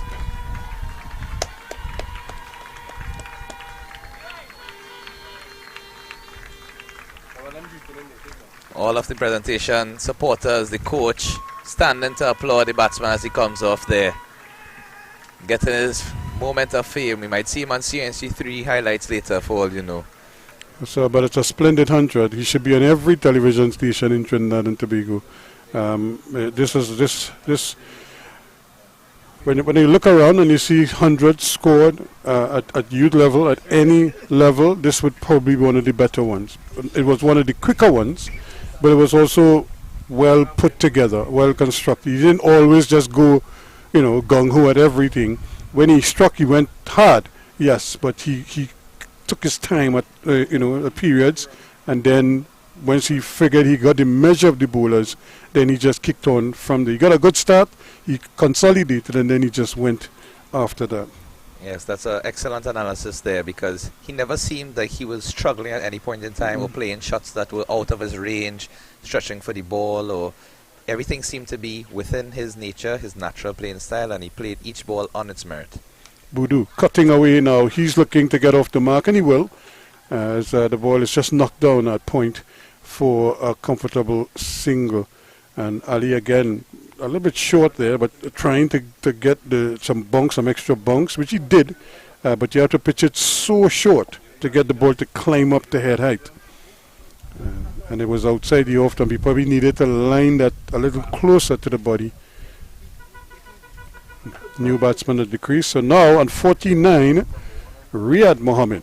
He lost his partner at 170. Let's see if he could get his 50 out of the way now. Here he is stroking it into the cover, but he can't get the run. Well bowled by Ali there. They are putting the pressure on at the wrong time, unfortunately, because they have seen a downturn in the run rate since Ali and Mamchan has returned into the attack. And certainly the narrative has shifted very, very slightly in Naparima's and they got a wicket too. And they got a wicket to get the hard-hitting batsman there. And as you said, I mean, in all of your experience, I'm sure watching that 100 would have been... Yeah, that was a good 100. You don't see too many youngsters play like that at any level at youth cricket, at youth level. That was a mature 100, and it was brilliant because some of the shots, most of them were like on the onside because they kept feeding him there, and he just took advantage of that. But I think probably the best shot of all, to say the least, would have been the clip off his legs that he deposited here for 6. I think it was off Mamcham. He just picked him up off his legs and just whipped him and dropped him in the bushes on that far side over there, and that would have been probably the best of the lot. Yes, and his balance, as we see here, Mohammed getting to his 50 here with a quick single, the long off, and again the entire presentation crowd standing to applaud him. Excellent innings by this young man, very, very complimentary to the other Mohammed, as he played his role, rotated his strike, got the singles, got the boundaries, and allowed the other batsman to be the aggressor, but now finally getting to that landmark. It is, and I think it's important for him as well, and his self-esteem to get that, to get to that mark as well, because he would have played his part in all of this. And it's one thing to say, well, you're playing a 170-run partnership, but you made 48, as opposed to making 50 or 60 not out, as the case may be. So I think it was important to him to get to his 50 and to show that he too can score runs. In fact, he is still the leading run scorer in all of secondary schools this year. With this 50, it keeps pushing him up. And here is another opportunity. Well, there is a fine leg this time. They're coming back for the second run. They're going to have to hurry. They decide against it. And eventually the throw was not the most accurate of throws, but the batsman decided against the second run anyway. And Mohammed's goal here would be to bat to the end of the innings. But through the innings, because to come on not out, especially in innings like this, even though another batsman would have scored 100 and you would have get about 60 or 70 odd, to come on not out and show that maturity and that depth in your batting and your understanding to take the team home, that would certainly be another asset for him to have and add to his game here.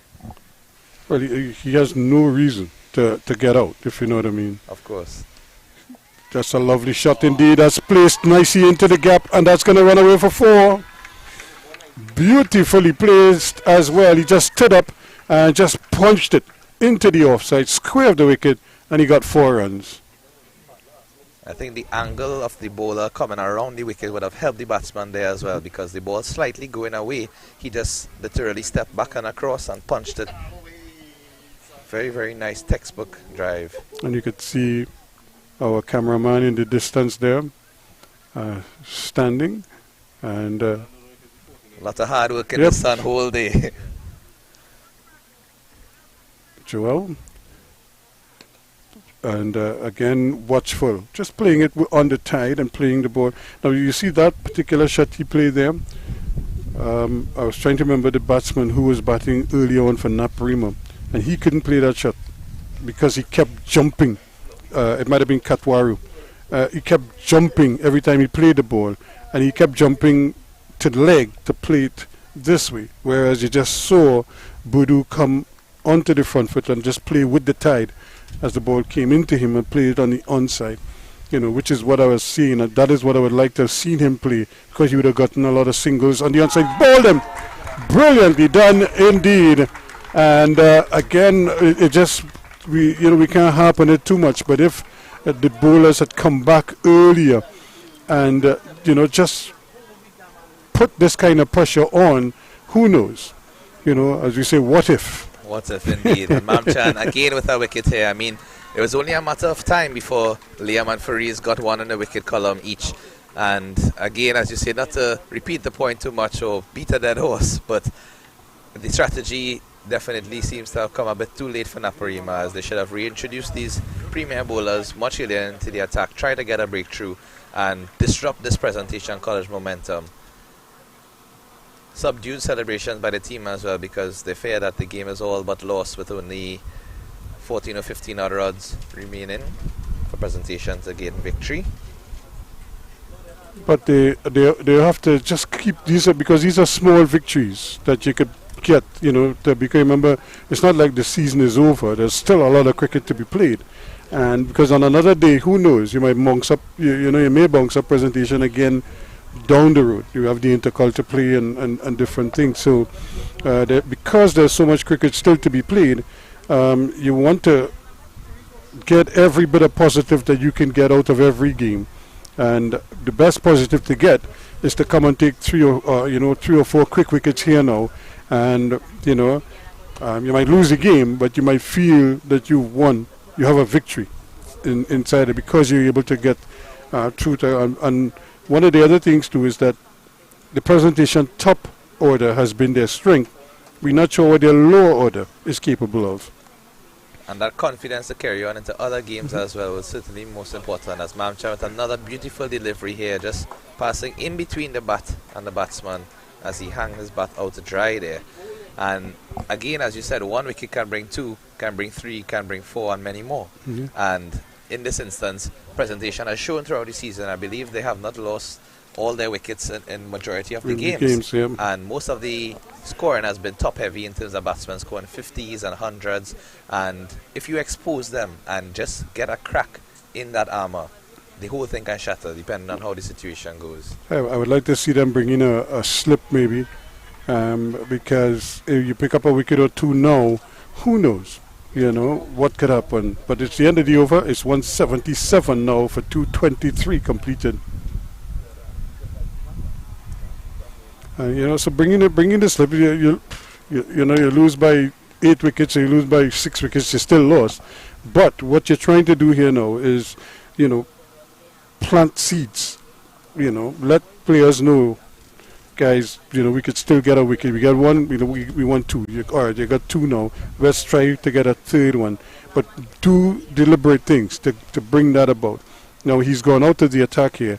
And to me, he should continue, unless he's injured. I know he took a tumble earlier, and so he may not be 100%. But I would really like to see him continue bowling here, because I just felt he was bowling well enough that with new batsmen at the wicket, he might be able to prize out a wicket or two. But here's Cooper. Totally agree with you there, because to bring in Cooper at this stage, I mean, we already stated the pitch isn't really turning that much. He's had to hurry here, and he just couldn't collect the ball, Cooper. He had to hurry, and Adi Ramsaran was struggling to come back for that second run, and he almost got himself run out here on the second run. There's a lovely return, but he just, the fielder, Cooper, just couldn't haul it in, and the run out was missed. A very close opportunity there, and the batsman pushing hard for two, even at this late stage.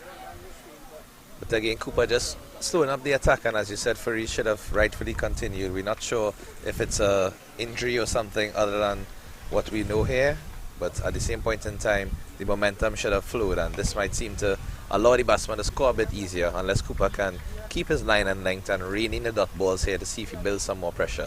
And the thing about it is that to you, as a bowler, as a fast bowler, this is like a workout now, you know. So you glad for the opportunity, because I always tell people there's nothing like wickets, you know.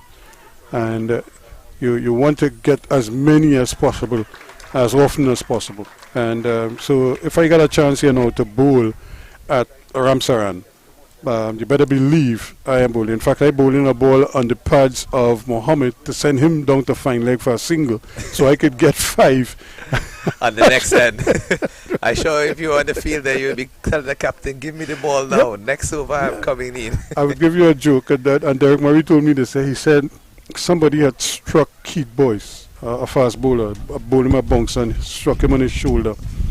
And he said it's the fastest he's ever seen Keith Boyce bowl, because Boyce opened the bowling. They were in England at the time touring. And this was like a county game. You know, we used to play a lot of county warm-up matches before the test matches. And he said the guy, the fast bowler, struck Boyce on the shoulder when he was batting. And Boyce didn't forget. But Boyce opened the bowling at the end of the over, 180. So they're just 11 runs away now. And Boyce was bowling. He opened the bowling. I think it was him and Van Benholder. Right. Opened the bowling for the West Indies. And Van Benholder bowled like his first 5, and he took a rest. Keith Boyce was bowling, but they're taking wickets, so they got like 3 and 4, but Boyce, he kept bowling. So Boyce got like the 5th and the 6th, and the batsman, the bowler who struck him, was coming down the wicket, and they said Boyce was bowling for like almost like 18 overs straight. And when that fella stepped to come down his step, Derek said we couldn't find the ball. And when you look up, Keith Boyce mark out there, he extended his run.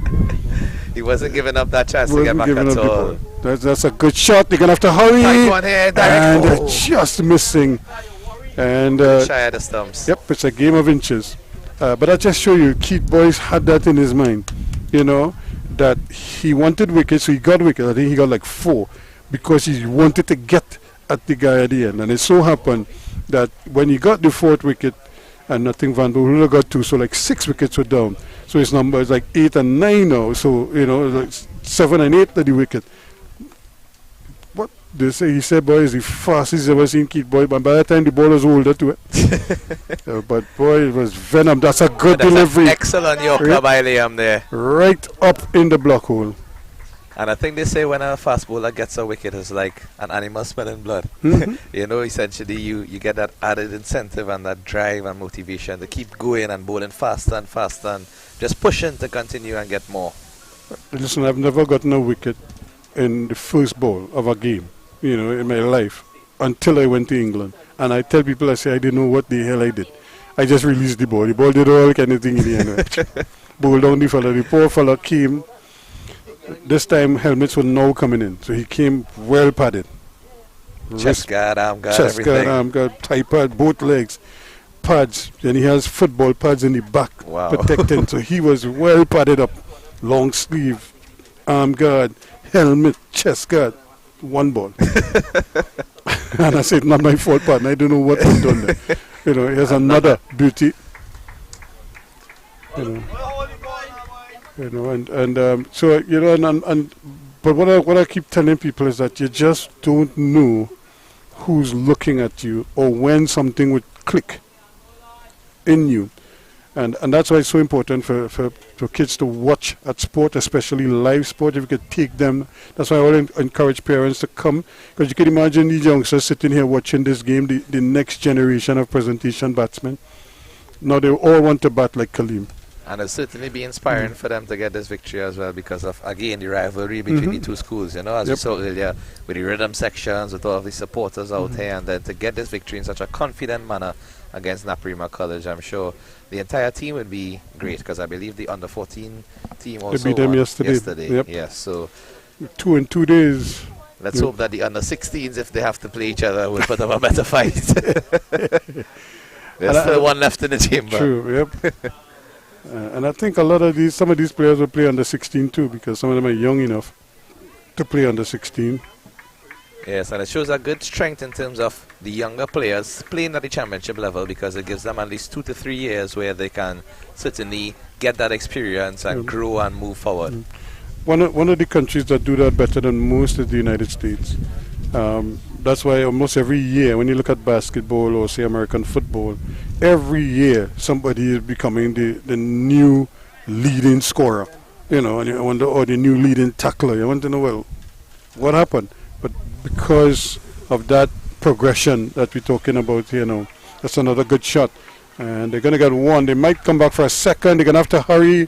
But there's nobody at the non-striker's end to receive the ball. But if a wayward throw there as well.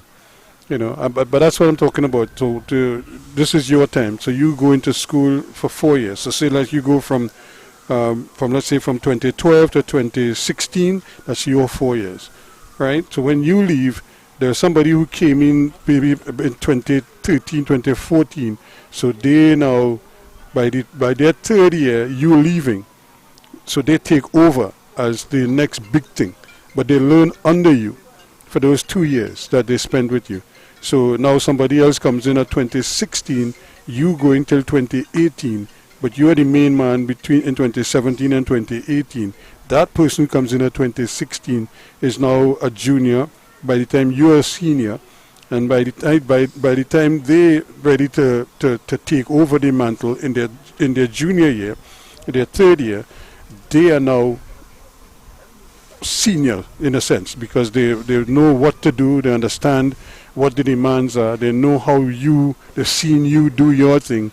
So it's almost like a conveyor belt. They just know what is how to do different. That's a long chase, and that's a good shot. Style. Again, a good step out in the deep once more, and the captain leading from the front here. Limping a little bit as he got up from that dive, but certainly put in a Herculean effort there on the boundary, was Ali, and certainly showing that he's still fighting for his team here, picking up the first wicket with that cotton ball earlier to break the partnership. That's the and effort. Throwing his body all around the field as we have seen whole day. And that's the effort he has to give. That's the example that he needs to give. Yeah, to think of another single, but they can't get it through. Mamcham in the way there at straightish mid-on. That's an excellent point you made just now, Ruskin, in terms of having seasoned players, because it allows for that conveyor belt to just keep producing persons over and over in an excellent manner. They do it. Now it changes, because now with NIL involved and the way players changing situations quickly. That's another good delivery, but that's careless, because he just went down and even now they're going to get 2 runs as a result of a double misfield. First it was the bowler Cooper, who just let a simple back drive go right through his legs, and then Mamcham, having to come across, was trying to cover, and he too mistimed his dive, and the batsman got 2. Yes, I think over this season as well, many balls have went to Cooper that was low down, and batsman got singles or they passed him easily. So it seems to be something that has been one of his disadvantages, whether it be feeding off his own bowling or feeding in general. Because he's taking his eyes off the ball. He's taking it for granted that he has it under control. And in frustration, he pulls down that ball there. And now that is it. Brings victory for Presentation College here. Rian Mohammed celebrating as he punches the air. And this is really a battle among friends, so you won't find any real animosity here. They're all kind of sharing in the celebrations. 191 for 2 is the final score. Ramsaran remains not out on 2, and Mohammed is on 63. Correct, not 63. Out. So a fine innings from this young man. Excellent stroke play, good temperament, a good understanding of what was required in the circumstances.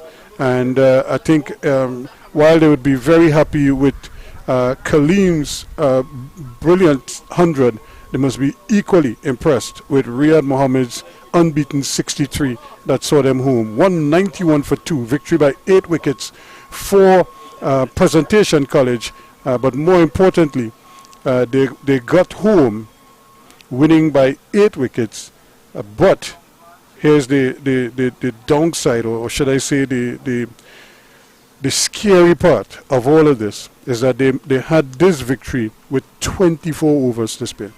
Yes, I think the way they approached their innings from the start in such a confident and positive manner certainly set the tone, Ruskin, because both batsmen came out and we saw from the onset with the aggressor, I believe after the second or third over they were already in their 30s or 40s in terms of the score, and Prez never really let their foot off the pedal from there. They kept mashing, they kept accelerating, and they showed their entire method and worth and why they are undefeated at this point in time in the tournament, because to maintain that pressure on you and to come into this game against a strong Naparima College team, to assert that confidence and to show how capable they are to execute, and as we noted, young Rian Mohammed carrying his team home, even symbolically playing the final shot and getting the boundary to get the winning runs. I mean, it's a lot of harmony and a lot of unity out there with the Presentation College team, which shows how good they are and how they have been gelling as a unit. And they deserve every commendation, because this was a thoroughly professional job. They understood what the requirements were, and they went about getting the job done quite convincingly as well. So again, Khalil Mohammed leading the way with 116, but it was Riyad Mohammed unbeaten on 63 that saw them home. They lost Budu for 5 and Ramsaran for 2, or Ramsaran was 2 not out rather, at the end, but just 2 wickets falling, a wicket apiece for Mohammed, for Ali rather, and for Mamchan, but that was basically it, the only real success that Naparima would have had here. And those two, the two main bowlers, as you said, I really felt they should have come back a lot earlier and just bend their backs for the team in that middle passage there. Maybe after 10, 12 overs and you saw what was happening, come back and just try to kind of lock it up a little bit. Just delay the scoring. Just some because I had a captain, Joey Carew, used to always say that in Erskine. He said, just to put the pressure on the batsman, always keep the pressure on. Don't take your foot off the pedal at all. And I'll give you a joke. Himself and Carl Furlong were like brothers. Both of them went to Fatima together. They on the national team, they roomed together, whatever, you know. They knew each other for years. Best of friends. They probably run down girls together, like lime, fat, everything. Play mass together. But one is playing for Queen's Park and the other one is playing for Paragon. Or playing for Maple, rather. When we played, this is Alvin Coney took me, I was playing youth cricket, probably about 17 years. But hey, my name, man, you're taking a set of wickets in school cricket. Come and play some hard cricket. So school season is over. And we had like about 2 or 3 rounds of the National League to play. Yeah, come and play some hard cricket. So they roped me in to play for Maple. So I went and I'm playing and stuff like that. And I'm standing up in the slip. And I'm wondering, I say, Ruskin, what you really doing here? At 17 years old, I am here. Ollie Corby, a national off spinner, is in the gully. Carl Furlong is at 3rd slip. Alvin Coney is at Carl Furlong is 4th slip. Alvin is 3rd. I am 1st slip. Kenny Furlong is next to me at 2nd slip. And we also have, well, you have the wicketkeeper. And Bruce Aligo, who is one of the best bowlers Trinidad ever produced. In terms of seam bowling, can move the ball. I think he passed away some years ago. Bruce was the bowler. So we're playing in this game. We're playing Queen's Park. And it was a limited overs game. And those days we used to play, one team will bat like 30 overs one afternoon, and the other team will bat the next afternoon, or 20 overs. We play one evening, one bat one evening, because you remember you're starting at 4 o'clock in the evening after work. And we playing, and we batting, and Joey spread the field. Right? So you have to basically run your runs. Spread it. I mean, like, everybody in the boundary. Yeah. And you have to run your runs. And Carl, at that time, Carl finished playing international cricket, so he just enjoying his cricket now, you know. Right. And the man tongue out him more because I young, I running, you know. As he touch, I go on. But after we do that 10, 15 singles, so Carl want a drink of water. Right. Joey Carew said, the rule is 1 water break. Only at the scheduled water break. Only at the scheduled water break. He say if he want to retire out and go and get a drink of water, he's free to do that. Now this is a good part. About. It's always the ones closest to you that leave you hanging in the data. What Joey say? The rule is one water break. You know. Yeah. So if he wants to go and take a little break, I don't have a problem with that. But he out. But I say, geez, them fellas play cricket hard. No mercy, man. No mercy.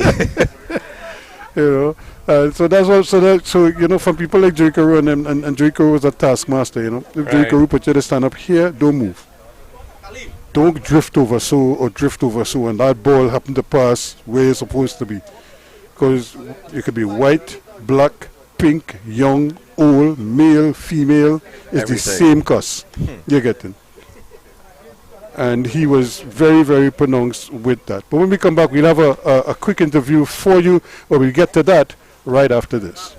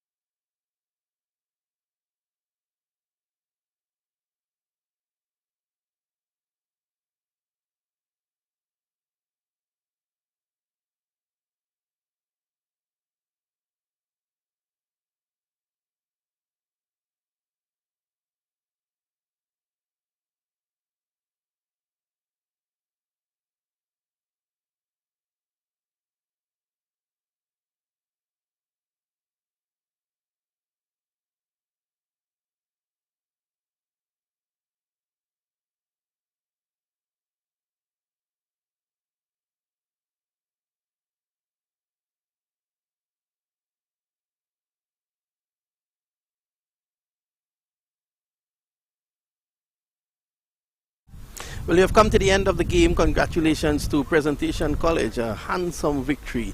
A victory by 8 wickets and an opening partnership of 170 between the two best opening pair in Trinidad and Tobago secondary schools cricket.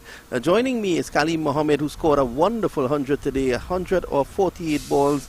He finally fell for 116. That came off 54. Congratulations, Khalid. How it felt like getting a century finally this season? Well, first of all, it felt remarkable. It's all thanks to the Lord and all the hard work I did previously, right? Before, the couple games before, I got plenty starts and I just never carried on. And this game I was focused and I was really determined to get that 100. Well, going out there, chasing 190, what was your mindset? My mindset was just to bring the team as close as possible, right? It was my job as a senior batsman to lead from the front. I know how hard it is to chase in games, especially big games like this. And I just went out there to do my job and carry my team as close as possible to that total. What was the plan against Naparima College? Naparima opening pair has been doing very well this season. That's Mamjan and Ali. Are you able to tame them? Well, my plan was try for the bowlers not to get on top of me, especially both Freeze and Liam. The both has been bowling extremely well and getting wickets up front. So I was more conservative than usual games. Right, play them out and try to get as much runs as I could while doing that. And they tell me that you sent a message this week to them. They cannot come in the Lions den and tame the lion, and you proved that today. Of course. First of all, this is my school, and I love the school with everything I have, and I just wanted to represent it. And if I am leaving this year, I am in upper 6, and I wanted to leave the school on a high. Well, I said it during commentary. Khalid Mohammed, one thing you have to say about him, he plays with heart, and it showed out there today. A word on your opening partner, Riyad Mohammed. Honest to God, in cricket in a long time, I never felt more comfortable batting with someone. I understand them a lot. Right, even when we batting in the wicket, if the singles, some of the singles we don't even have a call. We have a single, he's hit that mid off. Right, and so we don't even have to call it. I know when he hits it, I know when he want to make that single. It gets so easy between us. We just communication was key, and that carried us where we did today. Well, presentation maintains that lead at top. It's just a final little push, and the title is yours. Well, hopefully, we want to win the league without losing any games. Right, and it's not about just the final push. It's about that remaining, right, with the continue playing the cricket we are playing now. We are playing good cricket, aggressive cricket, and I like that from the boys. Well, after this premiership, you have the Intercall, which is more in tune with your game. That's T20 cricket. And then the KFC Golden Cup, which is 10 overs. So I guess if you continue with this form, you'll really enjoy that. Well, yeah, this is my last year in school, and I want to carry the team. I want to carry this team. I want to win everything I possibly could. I want to leave the school and have a name in the school. That's what I'm looking for. Leave a proper legacy at Presentation College San Fernando. It's great to hear a young man, have that sort of commitment to his school. Well, we have guys here like Ronnie Bikramdas. They're still in school because he's a lecturer. But you're leaving this year, and finally, a word about your lovely mom, Savitri. She has been around forever supporting you, and she was actually crying when you got that century today. Well, first of all, my mom comes to a lot of my games. And out of anybody out there, she always had the most faith in me. It could be who bowling, I could be playing against West Indies players, I could be playing against India players, Australia players, it don't matter to her. Right? She just supports me fully right through. She gives you heart and soul when she's outside here, and I really appreciate that, and that's why I love her. Yes, wonderful words for Savitri Mohammed. And trust me, when she's at the cricket ground, we all know she's there because we hear her.